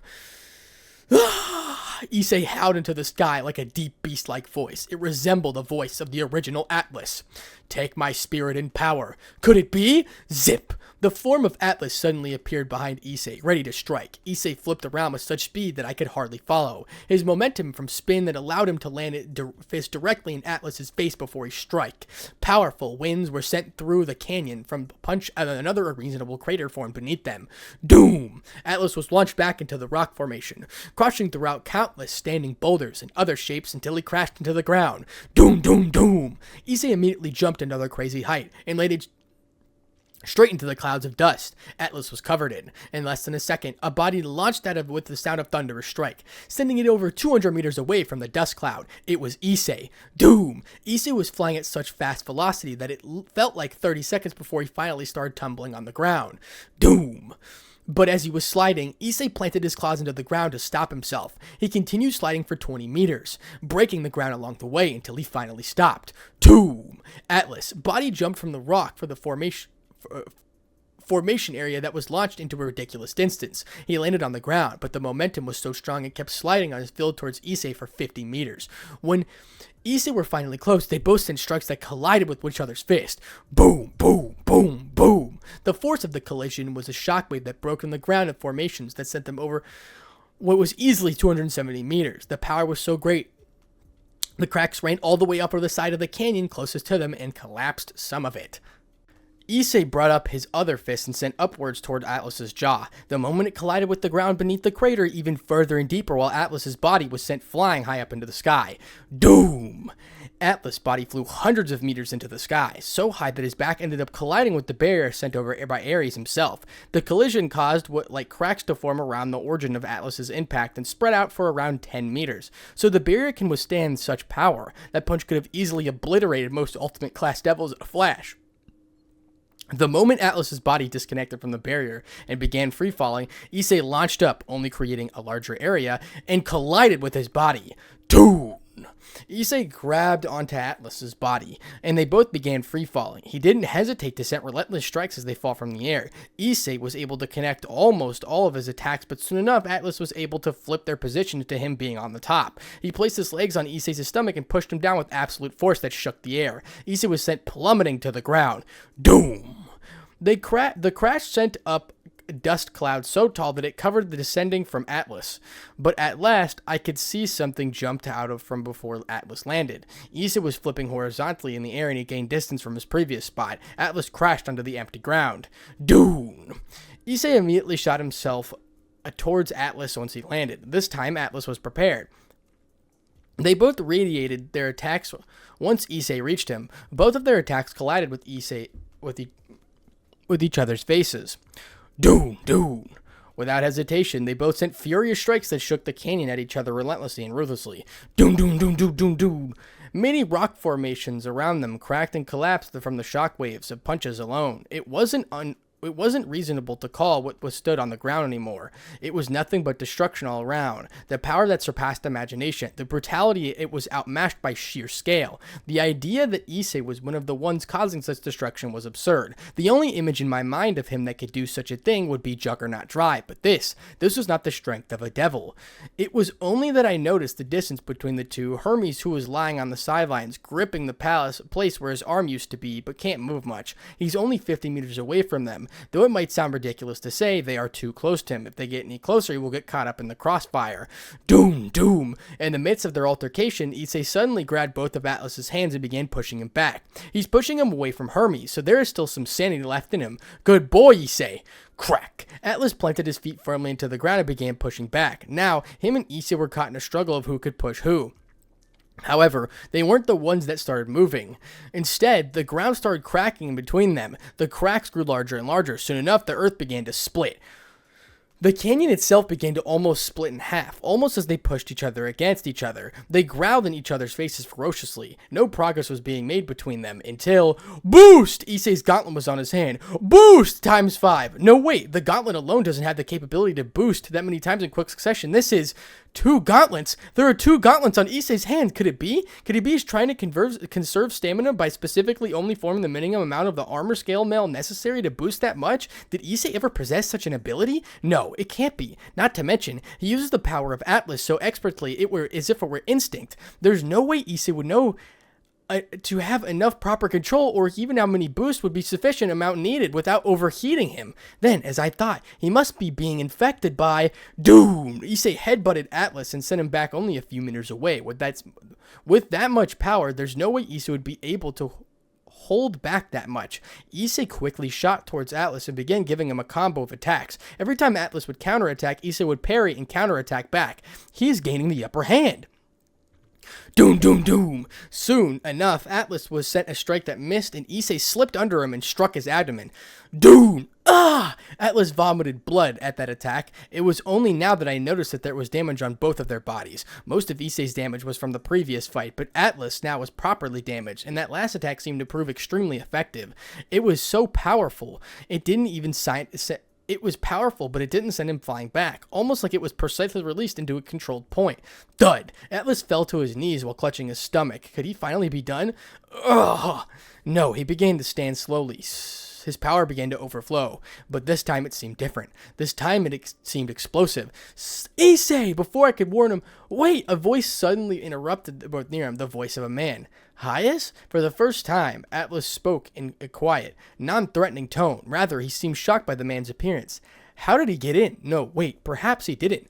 He may have been here before they were fighting the whole entire time. I followed you here, Telemon. Though I couldn't match your speed, I was able to make it to this canyon right when it sealed. It ended up tracking me alongside you. The man called Atlas Telemon. In myth, the original Atlas was referred as Atlas Telemon, which means enduring Atlas. Telemon must have been a name he was referred to as by this person. This person, Atlas, called him Hyas. The Titan Atlas was father to many daughters, but only to one, the one named Hyas. Until the creation of his second son, Hyas was the only one that existed. They are brothers.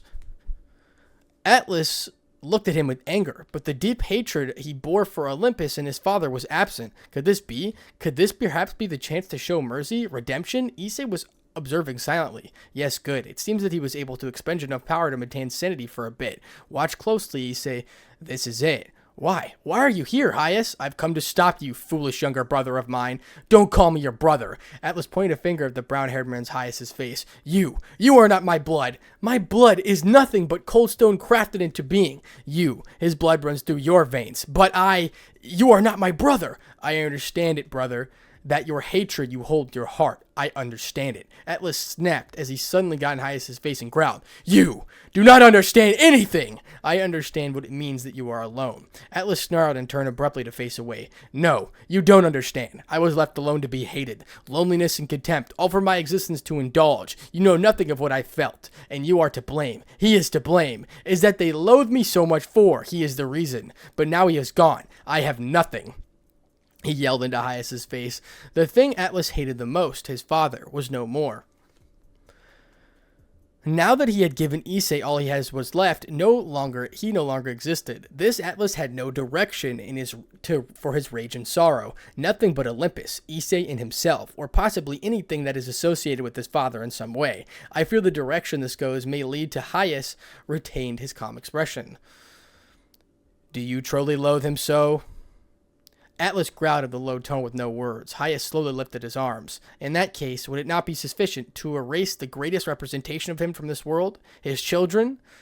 Huh? Hyas is suggesting for Atlas to kill his family? No, more than that. He is suggesting Atlas to kill him on the spot. I see. Yes, this is it. The ultimate test. Hyas seems to have connection with Atlas considering their interaction. Hyas must be the person he actually cares for. That's where he's offering up his life. If he can kill Hyas, he can kill anyone. At that point, there's no saving him. Are you watching, Issei? Atlas releases low growls as he approaches Hyas slowly. There is anger building in his eyes, but it is inconsistent. Atlas brings his hand to hover over Hyas' throat. He's hesitating. It could be possible. Grip. Ugh! Atlas began choking Hyas, but Hyas did not struggle. He merely continued to stand with it. As seconds passed, there was no indication of Atlas' grip getting tighter or looser. Ugh! Atlas began choking tighter as some rage seemingly slowly built in him. Hyas fell to his knees from losing strength. Atlas did not release his grip. Come on. Let this be the good result. Ugh! Atlas began choking tighter. It was only then that the drones caught view of his eyes. No, he is...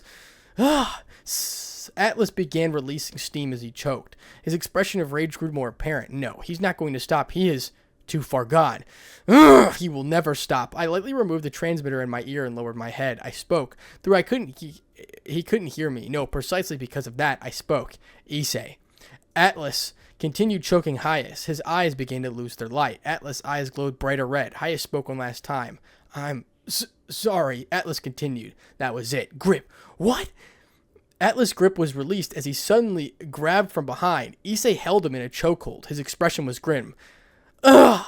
Atlas struggled against his grip, elbowing Issei in the abdomen, pulling at his face, but Issei did not even flinch. He spoke. You'll never stop. Issei placed his hands on the top of Atlas and headed the bottom of his chin separately. I lowered my gaze as I spoke to myself and heard Atlas struggle. Do it. Ah! And with one thunderous clap echoed through in the canyon, Issei snapped Atlas's neck. Snap! As if the world moved in slow motion, Atlas fell to his knees. Atlas's body fell to its knees, then slowly tipped over the fallen side. The last movements he made were his bloodshot eyes looking up to his brother before going completely limp. Brother? Hyas called out to Atlas, but there was no answer. He approached his body on his knees and began shaking it. Brother! Brother! To no avail. His gaze slowly shifted to Issei. Issei could only step back and avert his gaze if he was experiencing a great conflict in his heart from his own actions. At that moment, the barrier around the cannon collapsed. Beak! It's gone. Issei suddenly began struggling as if he was in pain. The power, the conflict with him gave rise back to the power to spark. I immediately picked up a magic slip that had gone to destination, set on it. I'm coming, Issei. Right before I teleported, I watched a powerful lightning strike land near Issei. Toon! From the smoke of the lightning strike emerged a wet-built man in white robes, long white hair, white beard, and sandals. It's Zeus. Well done, my boy. He placed his hand on Issei's chest as he passed him. At that moment, red particles burst forth from Issei's body as he fell to his knees. He expelled the last of the power. I'm on my way! Shin! Within that instant, I reopened my eyes and appeared in the canyon. I ran to Issei, who was on his knees. He called out for me drowsily. Sensei? His body fell over before I caught him and before he could fall. Good job, Issei. Damn good job. You did well. Zeus stood above the two brothers with solemn expression. It seems this outcome was inevitable. Glare. Hyas switched his gaze to Zeus with a glare of pure hatred. It seemed he truly cared for the being he considered his brother, considering their interaction. They most likely did not have a chance to spend much time together as they both desired. Whatever the tragedy befell Atlas, no one else was there to experience it with him. For that reason, I see regret as much as hatred in Hyas' eyes. Hyas stood up with his brother's lifeless body in his arms and began to walk away silently. He stood up. He stopped before passing us. His gaze shifted to Issei's unconscious body that held in my arms. Our positions were essentially the same, but the only difference was the body I carried in my arms was alive. The parallels were not lost on me. I was as if I stood before a mirror. Hyas' expression towards into complacent one, laying his eyes upon Issei. There was a mixture of anger, sorrow, and regret. It was as if he did not know his own feelings towards the monster who had slain his brother, being nothing but a meager boy. He turned his painful gaze away and walked off into the distance. Where they would go, I truly do not know.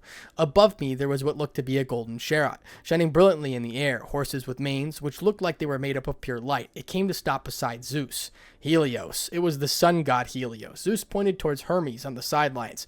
Take Hermes. Helios nodded and whipped his horses forward towards Hermes. Zeus approached me. Governor. I turned to him while holding Issei's body, his gaze shifting down towards him. A fine young man. He did well today, Zeus says. I responded to him with a no-nonsense attitude. I was not informed of his true strength. You never told me he would be so outrageously powerful, Zeus. I could feel the slight venom on my tongue. Zeus sighed as he stroked his beard.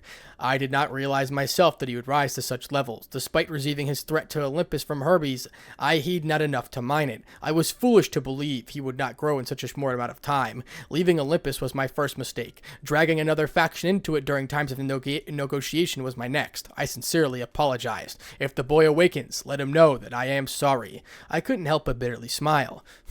Even when he does, he'll simply smile and shrug it off. He's just that type of stupid boy. Huh, yes, I've heard. Truly, this generation of heavenly dragons host are odd fellows, aren't they? Zeus took a small breath and began to walk away. When the boy awakens, tell him this. He has done a fine job. He will surely turn into a splendid warrior. Though it may seem like an exaggeration, tell him that he has saved Olympus.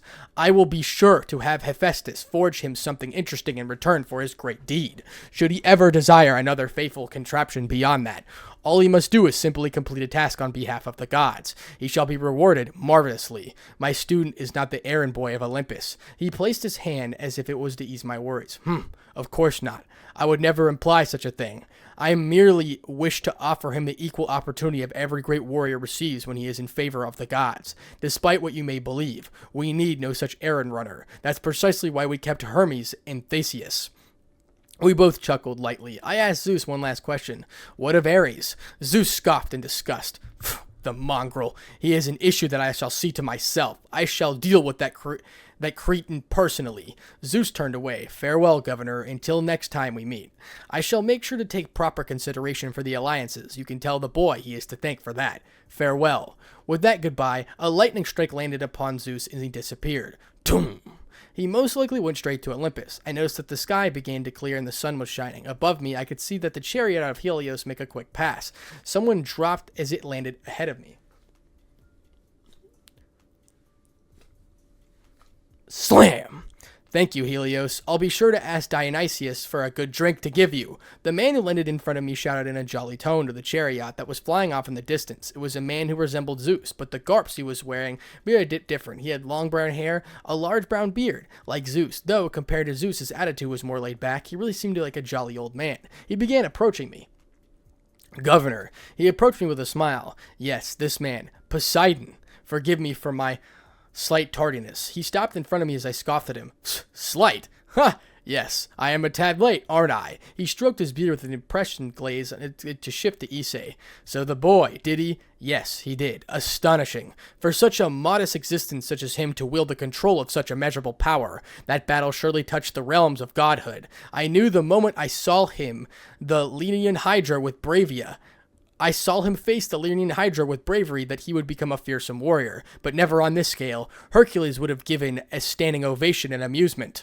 He says that while observing the destruction in the large wasteland. It truly isn't even a canyon anymore. It's been split down to the middle already, so maybe it's more accurate to call it a park canyon instead. Though I am truly happy to have witnessed the Triana even before this match Devil World. Such a splendid power deserves a splendid name. Well, chosen. I'd prefer if you rambled on about Issei instead of myself. Yes, that reminds me. This raiding game match you will be participating in against the fellow Devil group. When will it be taking place? I heard it was postponed. Yes, it was. It will be taking place in a few weeks. I'll notify you when that time comes. Yes, please do. My brother and I have already been allowed audience by the Devil King boy, so it would be terrible if we missed it, though it's unfortunate that the match will surely not reach the scale comparable to this battle. At least the boy somehow awakens the fated spirit of the deceased Titan. Then we might have a show. I narrowed my eyes at his remark, but he smiled. Well, that's enough out of this, old man. Let me know when the boy has his match. I will be sure to greet him there. I dearly wish to have a pleasant conversation with the Red Dragon Emperor who loves breasts. We're rebranding it a bit, Azazel says. Oh, is that so? Well, even if you do, that won't change what's inside of him, will it? Impossible. Ha ha! Poseidon laughed heartedly. At the moment, a handsome young warrior landed a few meters away from us with a sword and shield in hand. Have no fear, I have arrived! Poseidon spoke in a flat tone. Theseus, you're late. What? Also, you're fired. What? Ha! He is funny lad jest, isn't he, Governor? Shin, I was already leaving by magic circle. That was the day that mythological existence known as the Titan Atlas was fizzled out by the Red Dragon Emperor. Now, part 4, with Issei. I felt a small weight on imaginally sore body.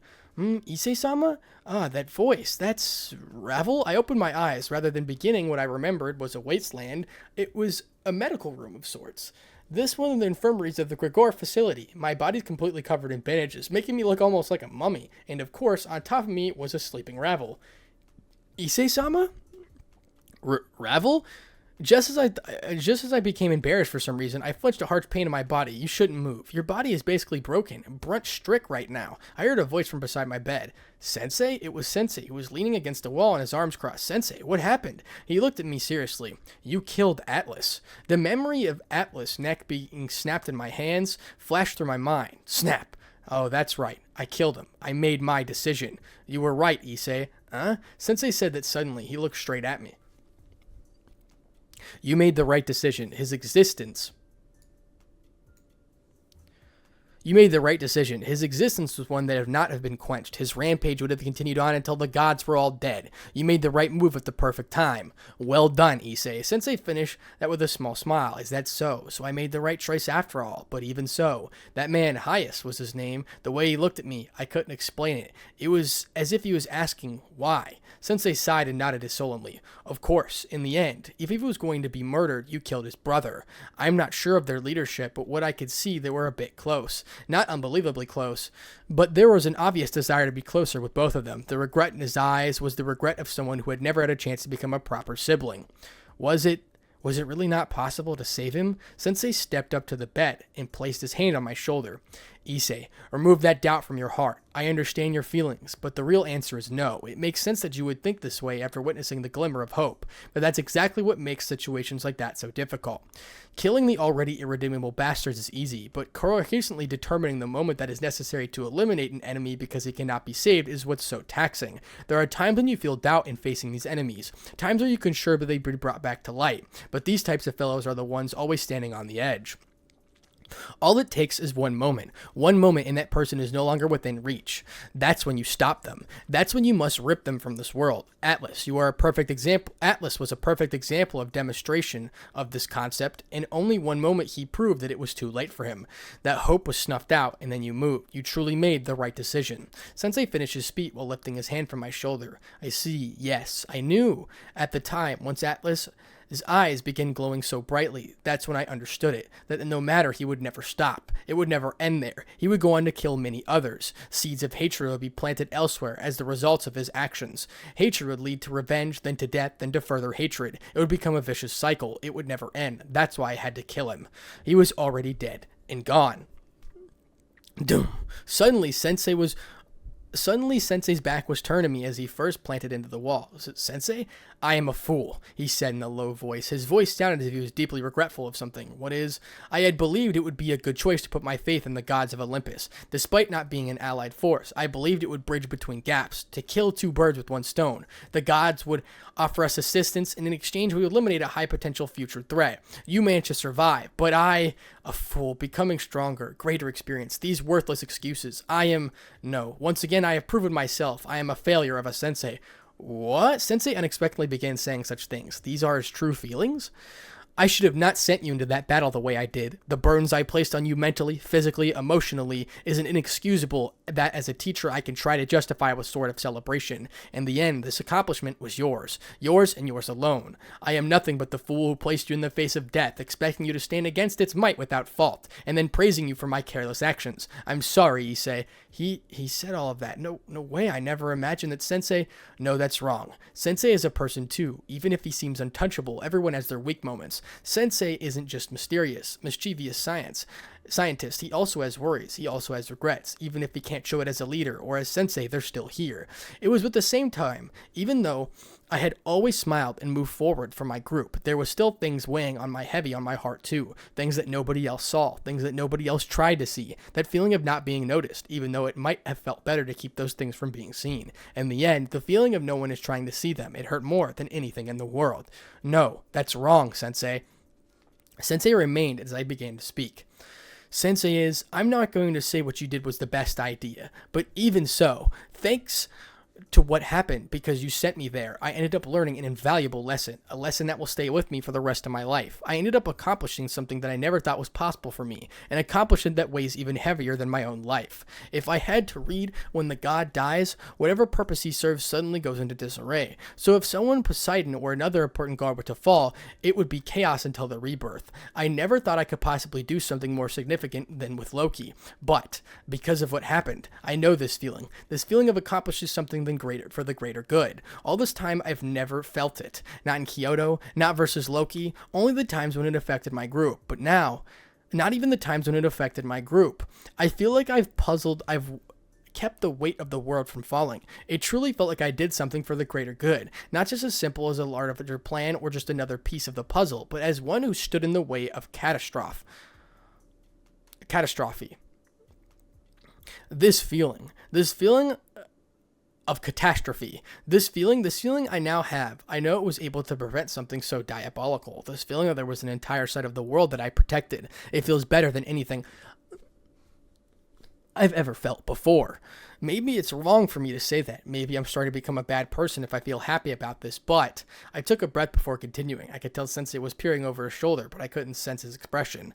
Without Sensei, none of this would have been possible. I wouldn't have been where I am now. I wouldn't have gotten this strong. I wouldn't have had all these new developing skills. I wouldn't have had any maturity or pride of myself. On it, most of all, I wouldn't be here. I wouldn't be alright if Sensei didn't come to rescue me at that time at home. I don't know what would have happened to me. I would have been... Yeah, it's true. There are times where Sensei does stuff I don't like. Times where he does stupid stuff. Times where he does crazy experiments. That times when he annoys me. Times when he is irresponsible. Even when he was infuriating. But, in the end, that's just my Sensei. And if I had to be honest with you, I tried giving the best smile I could physically muster. And I spoke with the words that which once made my heart feel lighter as well. There's no one else I would rather have as my Sensei. Sensei made a small sound. It sounded like a laugh or maybe a scoff, but I couldn't tell.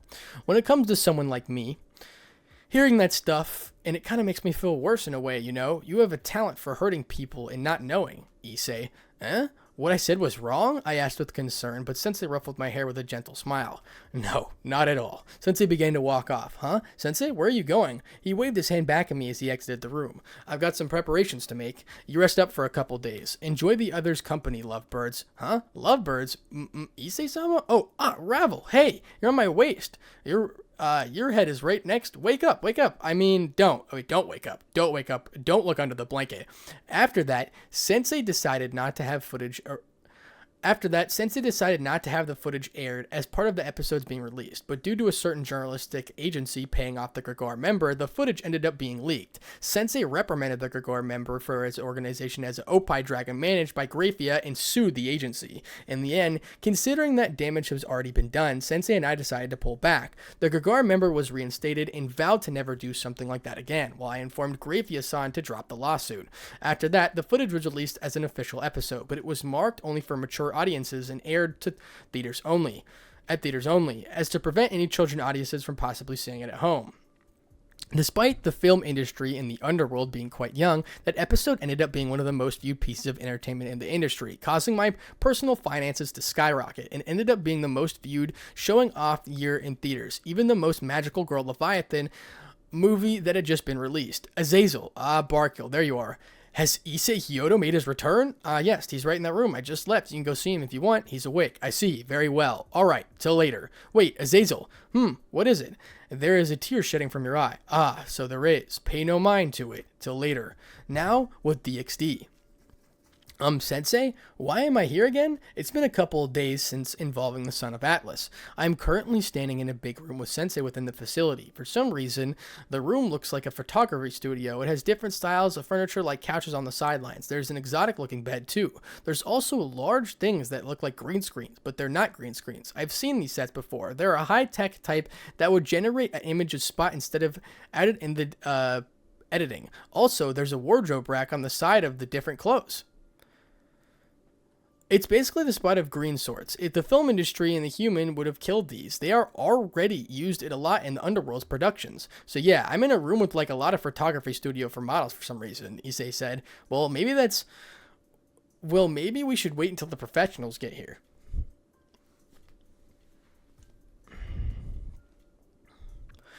That was what Sensei said with a mischievous smirk. Oh no. As I was dreading what Sensei could possibly have in store for me, someone burst through the door. Slam!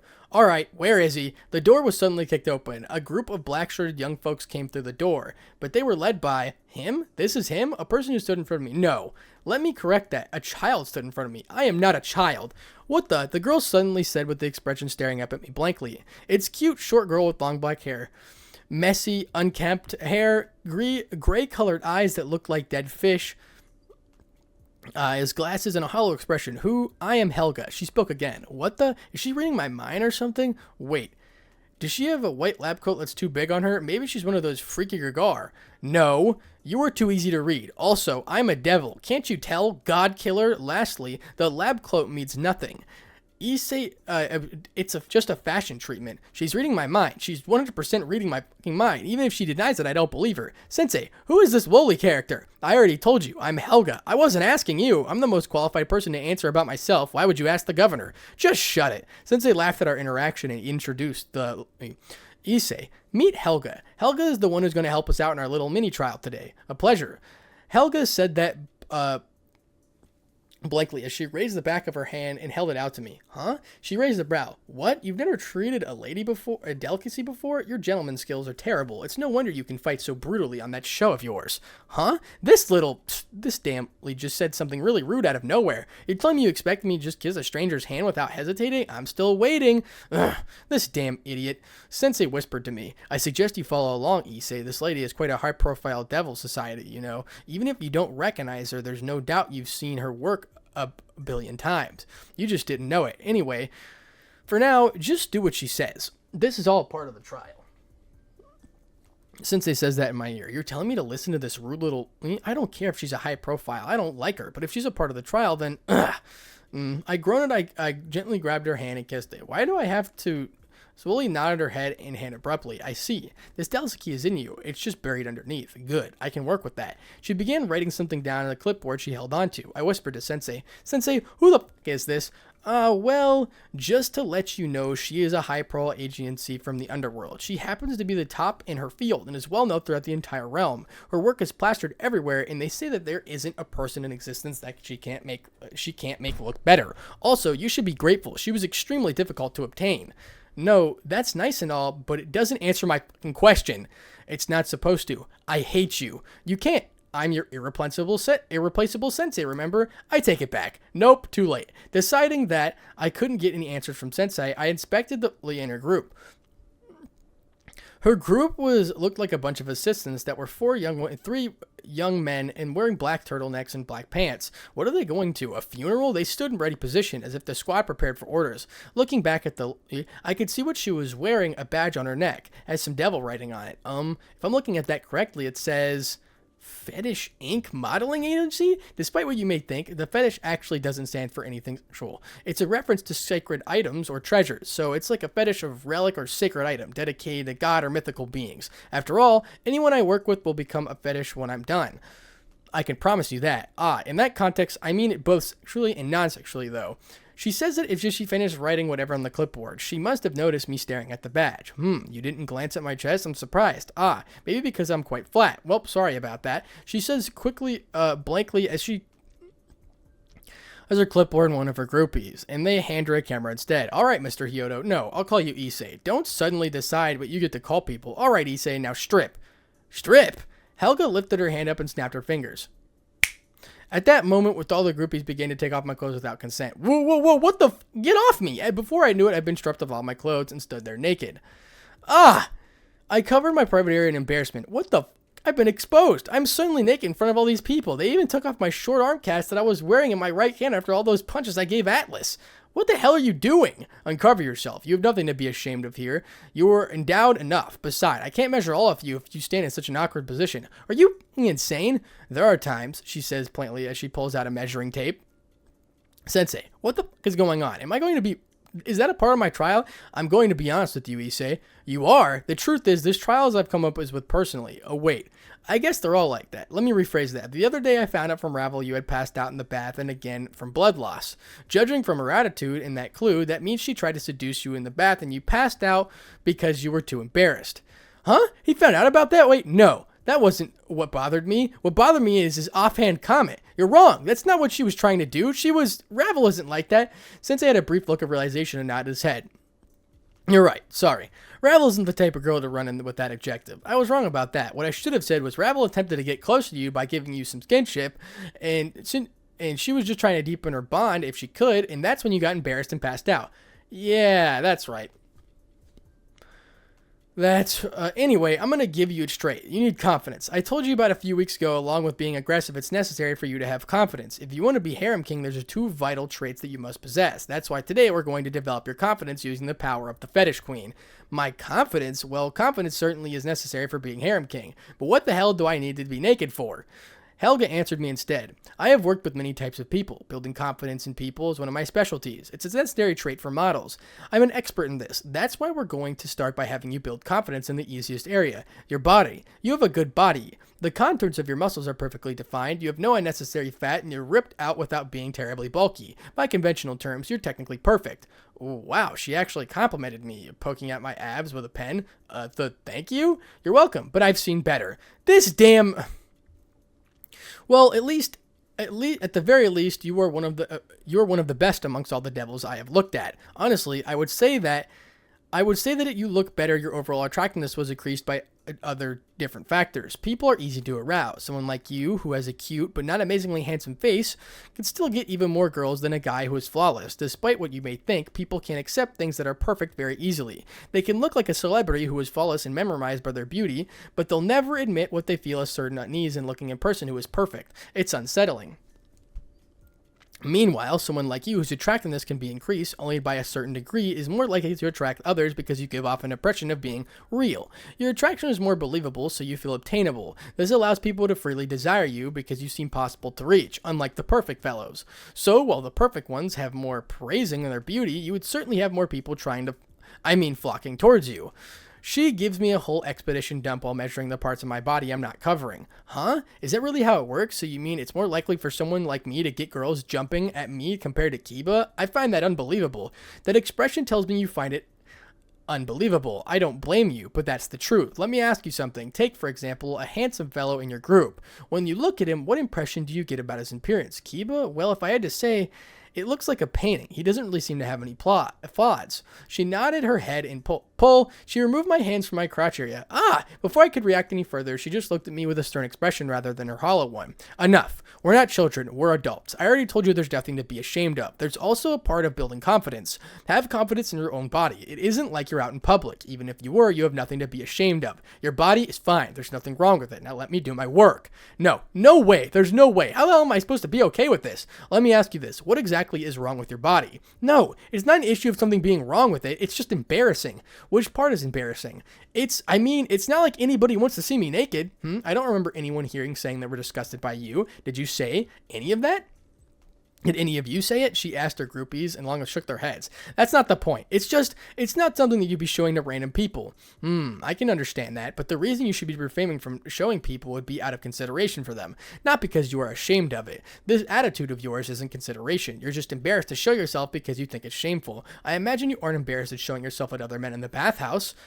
No, but with women it's different, right? Well, exactly. The truth is there is no difference. We're all born in state. There's nothing shameful about it. You only feel that way because people you are attracted are women. You think that they laugh at you, don't you? You do have a bad reputation amongst women. Is that why? My reputation? Well, certainly I have a bad reputation with women. That would just always give me disgusted look no matter what. What women who are close to you? Do you show yourself to them? Judging by your expression, it seemed that you're embarrassed to show them too. Is it because that they would laugh at you?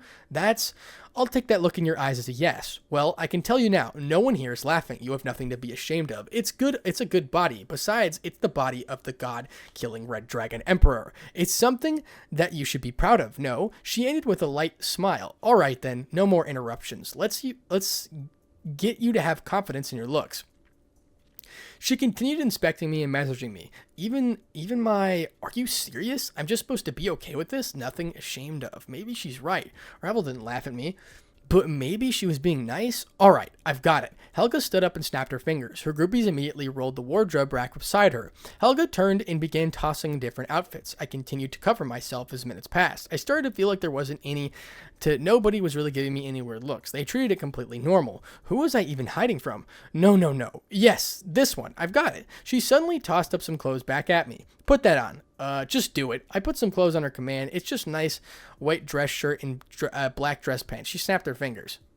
The groupies surrounded me and began messing with my appearance. Some of the girls took some gel and started running it through my hair. Another one kept a few buttons on my shirt while straightening out the rest. The rest just wiped off some clothes and fixed my pants. Helga clapped her hands. Enough. The appearance they left was my hair was smooth and slick, but the hairstyle looks fairly the same. But it gave off a different impression. Instead of the usual messy, unkempt feel, it gave off the impression that my hair was actually a specific style. No, more than that, it looks like my hair is better. Like if I had suddenly gotten quality hair that Kiba or Volleys, they were able to make it look this way. My appearance otherwise is pretty simple. Just a white shirt unbuttoned halfway emphasizing my abs and black slats that nicely pressed. I guess this does look like an outfit a model would be in. Alright, now give me a beach side. Helga said that to no one in particular. Behind me, the green screen like a device began to generate an image, a beach, on the floor section of the screen. What looked like sand generated. Ah, that's right. This device was capability to generate certain terrains like rocks, sands, water, and other simple stuff. Of course, it's not really, it looks seriously real and feels to the touch. Okay, lie down. I went to the fake beach slide and lay down in the sand. Now, imitate his pose. Helga pointed out in front of me as she prepared her camera.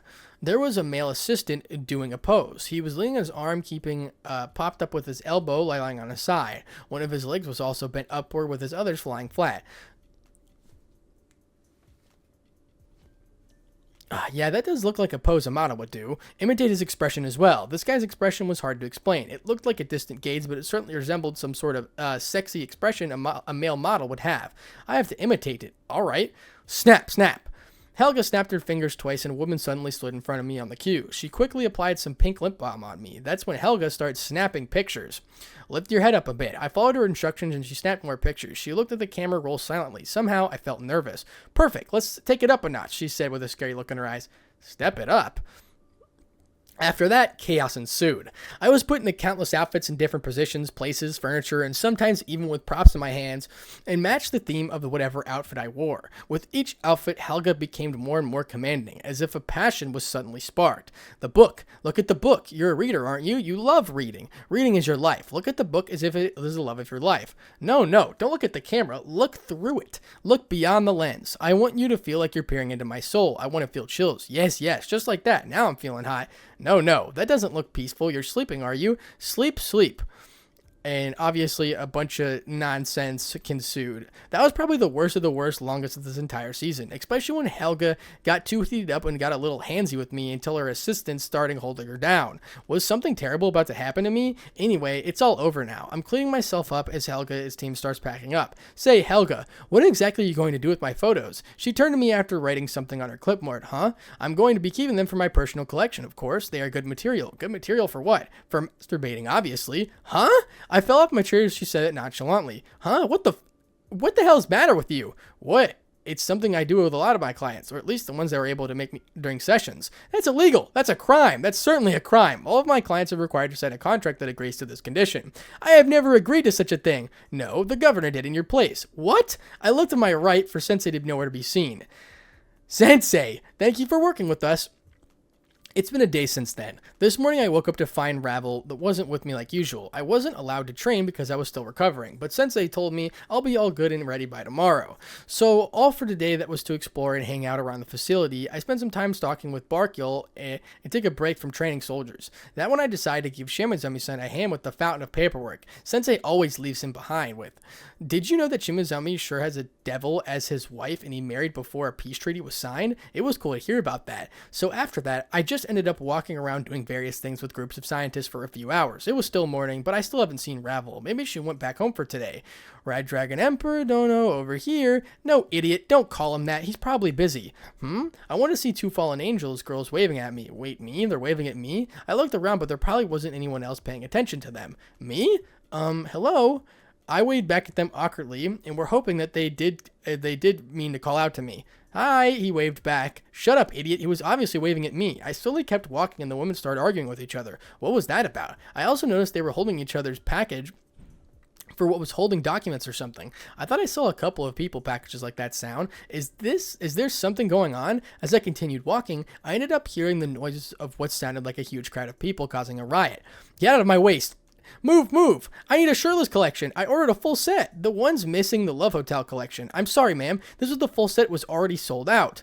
There are many sets that were planned to be printed in the future, but for now, the only thing you can do is bear with it. If you truly have an issue with it, then you will have to take it up with Azazel-sama personally. Is that a full set? I'll give you double for it. No, forget that, wench. I'll triple it, quadruple it if you need. I've got a printing of the full set right here. I'll take bids. What the Ahead of me, there was a huge crowd of people, mostly consisting of women, basically rioting in what looked to be a window booth. They're all yelling about something related to packages I saw those girls holding earlier. It looks like they're all trying to purchase packages with ruthless attitudes. The guy is selling the packages. I recognize him. He's one of Helga's assistants. Why is he selling them? No. What the hell are they even selling anyway? Just as I became curious, I realized there was posters set up around the booth all over the place. They labeled the captions like shirtless collection or with you collection, and most of them were, those are my photos. Huh? They're selling out. Although we're only selling them with regard for now, I'm thinking that maybe we should sell them elsewhere. It looks like you may have to be present yourself in a different light from now on, Issei. Sensei appeared beside me. Sensei! Whoa, calm down, Issei. I get this makes you mad, but this is just a small thing to boost your confidence. Look, there are women fighting over all those sets. Can't you see it? Right before I attacked Sensei, he put his hands up in defense. This governor. Just look. Issei, just look. No one is laughing at you. I stopped my gaze and it slowly shifted to the crowd. The shirtless collection is now sold out. Rumble. The crowd began shaking from the combined voices of the crowd in the front. They're upset? Look at them. None of them are laughing at you. Hell, they're even barking at each other just for having a photo sets of the person once. They're going nuts over it. It's been like this all morning. Even when you weren't around, it's genuine. It's not like they have some ulterior motive behind their actions. They just are gathering groups to not laugh at you. They're moving in droves to see photos of you. Even though you're standing right here, or actually they may have been too distracted to notice you in general. I'm not telling you to become a model or anything, but I think you should at least have the confidence to show off your abs without getting embarrassed. Otherwise, your harem dream is impossible. Do you get the message yet? It was just as Sensei said. There was people arguing and fighting, for the people refusing to auction their packages. People outraged in a hearing collection was sold out, and there were even women bragging about the others to see what they have only caused worse conflicts to take place. A few of them began fighting in the air. Are you serious? Why is this happening? Don't you get it, Issei? This place should have the spark of confidence. There are those who desire you, those who are genuinely attracted to you. There are even many amongst this crowd that have more than just infatuated with you. Some of them genuinely interested in the prospect of pursuing a relationship with you. Helga was right. It's more likely that people are only sought after. They are simply more comfort in pursuing those who are attainable. It might not seem like a compliment, but in the end, it doesn't change the fact that they are willing to chase after you. So where exactly is the shame in being Issei Hyodo then? Sensei said that with a smirk. Am I really okay with this? The idea that people desire me, and not only for lust, but long for me? It can't be real, right? Yet it's here in front of me. Those terribly embarrassing photos. Is it something to be embarrassed about? Wait. What about the nude ones? Those? Don't worry about those. Those ones won't be released, obviously. That probably would be too much. I wouldn't do it without your permission. The only one that has those copies is Helga. And oh, well, that's not important. Is that so, Sensei? There are a few men in there, too. Yes, have confidence in yourself. Before our conversation could continue any further, someone shouted, "The Red Dragon Emperor, Issei Hyodo!" As a woman noticed me and pointed, at that moment, every head from the crowd cracked backwards in an unnatural manner, and the mob was looking at me with glowing red eyes. Sensei? I reached out for help, but my hand gripped nothing. Sensei had disappeared from the spot. Oh, shit.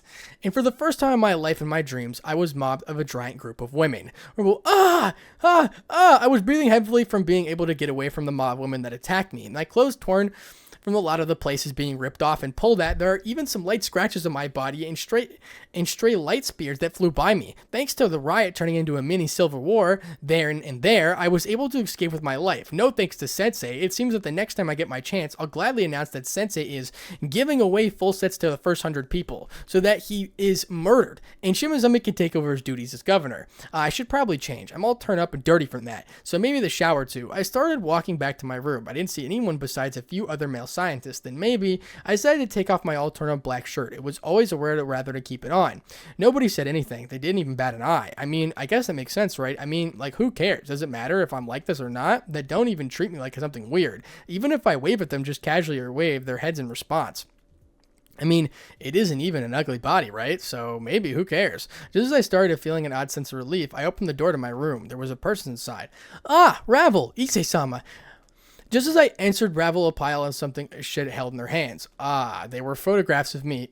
Aha, aha. Ravel frantically panting and pile up and putting in her arms. There's no way.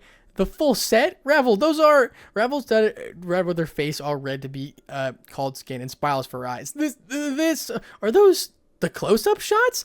I'm sorry, I just felt like Issei-sama was really looking through me with the photos. Issei-sama? I can only hold my face and my hands as I felt that so much burns. I'm dying. Sensei, what are you doing? I could see the image of Sensei's handsome face in my mind, making a thumbs up. Have confidence.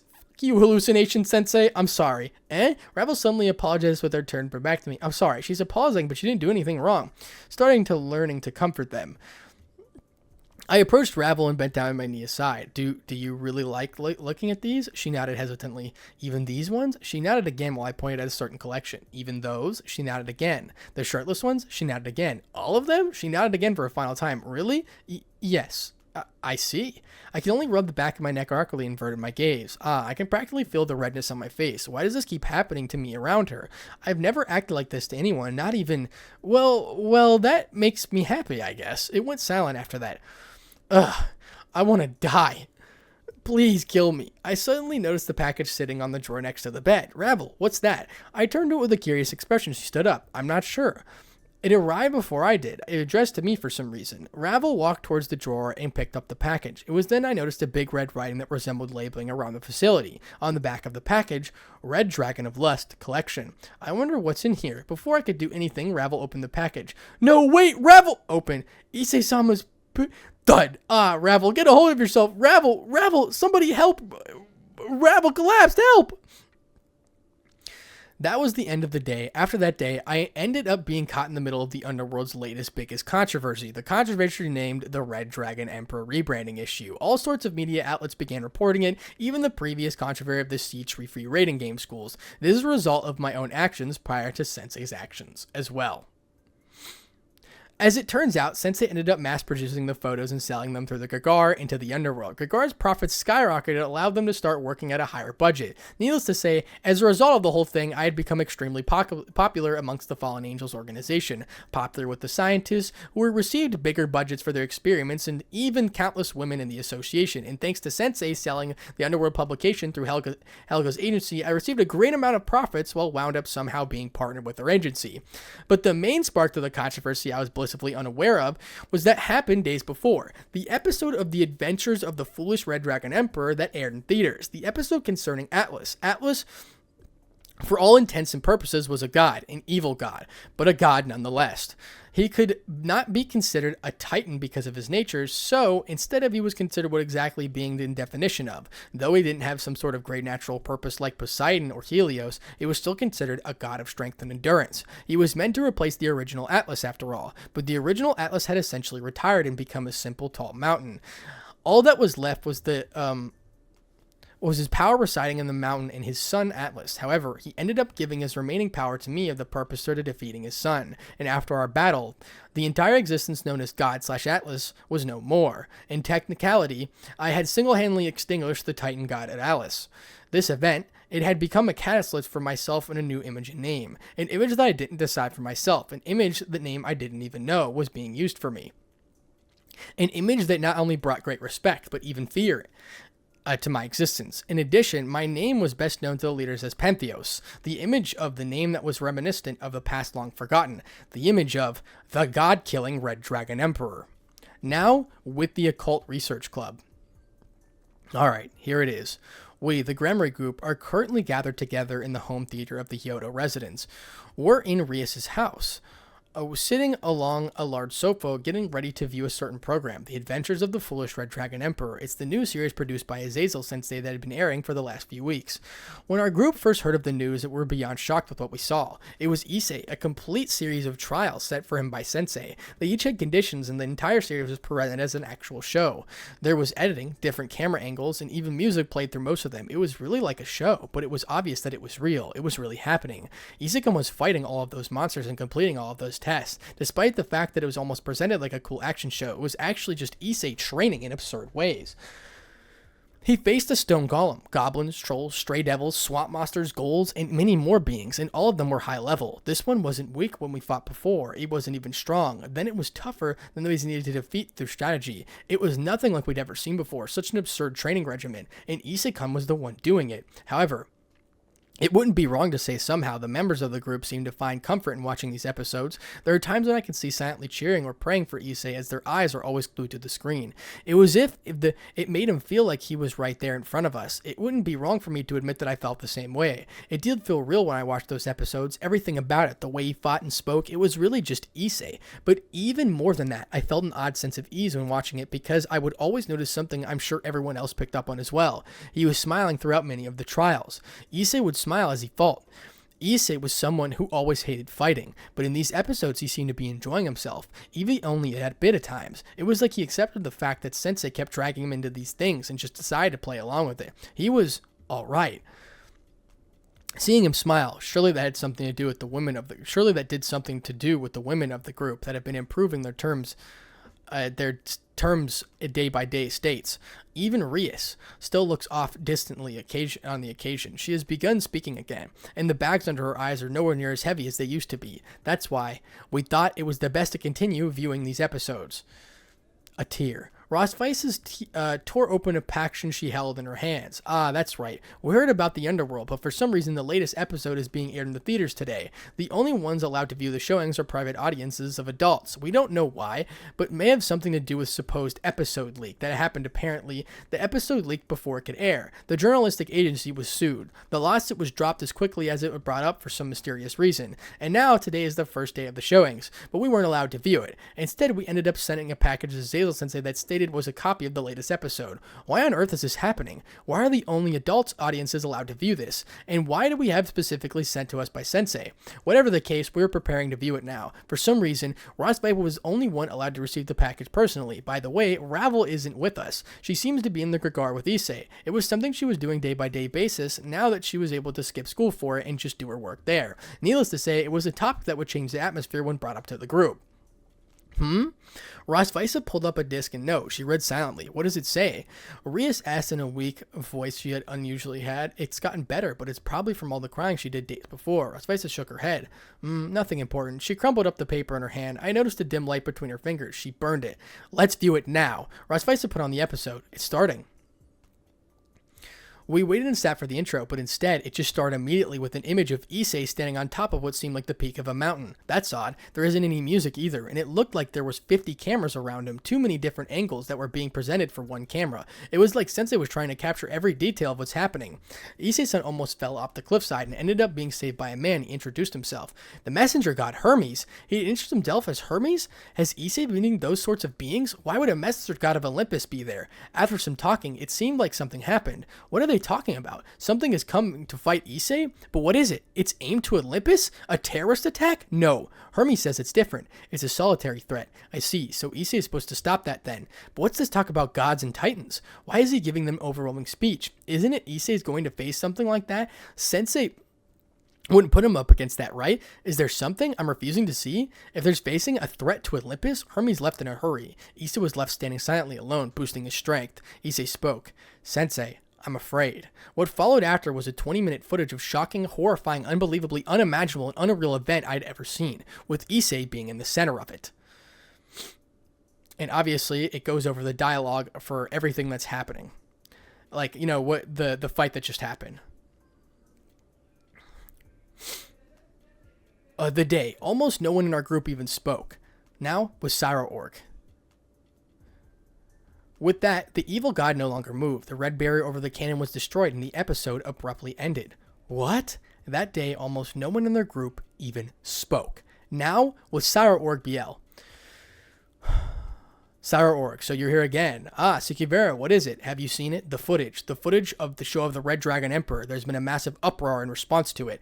Yes, I have seen it. What do you think? What do you think about it, Sikivera? I have no words for it. It's not something I can entirely bring myself to believe. A low-class devil from our generation. It's simply not possible. Yet the footage is all genuine. They already confirmed it. Yes, I see why I cannot believe it. I see. Indeed, it is unimaginable for a thing such happen. I never expected it. Though it wasn't his own power, it doesn't change the fact he removed existence of a mythological being from history. He killed a god, a titan of Greek myth. You have no reaction to this? Initially, it was something I couldn't react to, though now I don't know why, but I can't contain my excitement in my bones. Yes, even if we were to face another god tomorrow, it would only serve to motivate me further in my regular training. We shall see if he has truly exceeded my level in short couple of months apart from our first battle. There are times when I doubt your state of mind, Sarah Org. Worry not about me, Sikiveri. Worry about your own match with Citri tomorrow. I wonder if you will win. We will win. Is that so? Well, I'll worry about my own rival then. Well, and that's the end of chapter 7. And my God, that was the longest thing I've ever done. I think this episode's beyond 2 hours. I actually think it's beyond 2 hours. Well, whatever the case is, I'm done with it. My voice is absolutely exasperated, and I'm so tired. I'm so tired. Thank you all for tuning in for this episode. I'm cooked. I'm probably going to have to edit this nice and hopefully post it on the 3rd or the 4th. Whatever it comes, I'm tired. I'm dead inside. Hopefully the next chapter isn't this long. See you later. Let's try to hit 100, 200 likes, blah, blah, blah, blah, blah. See you, Spartanic out.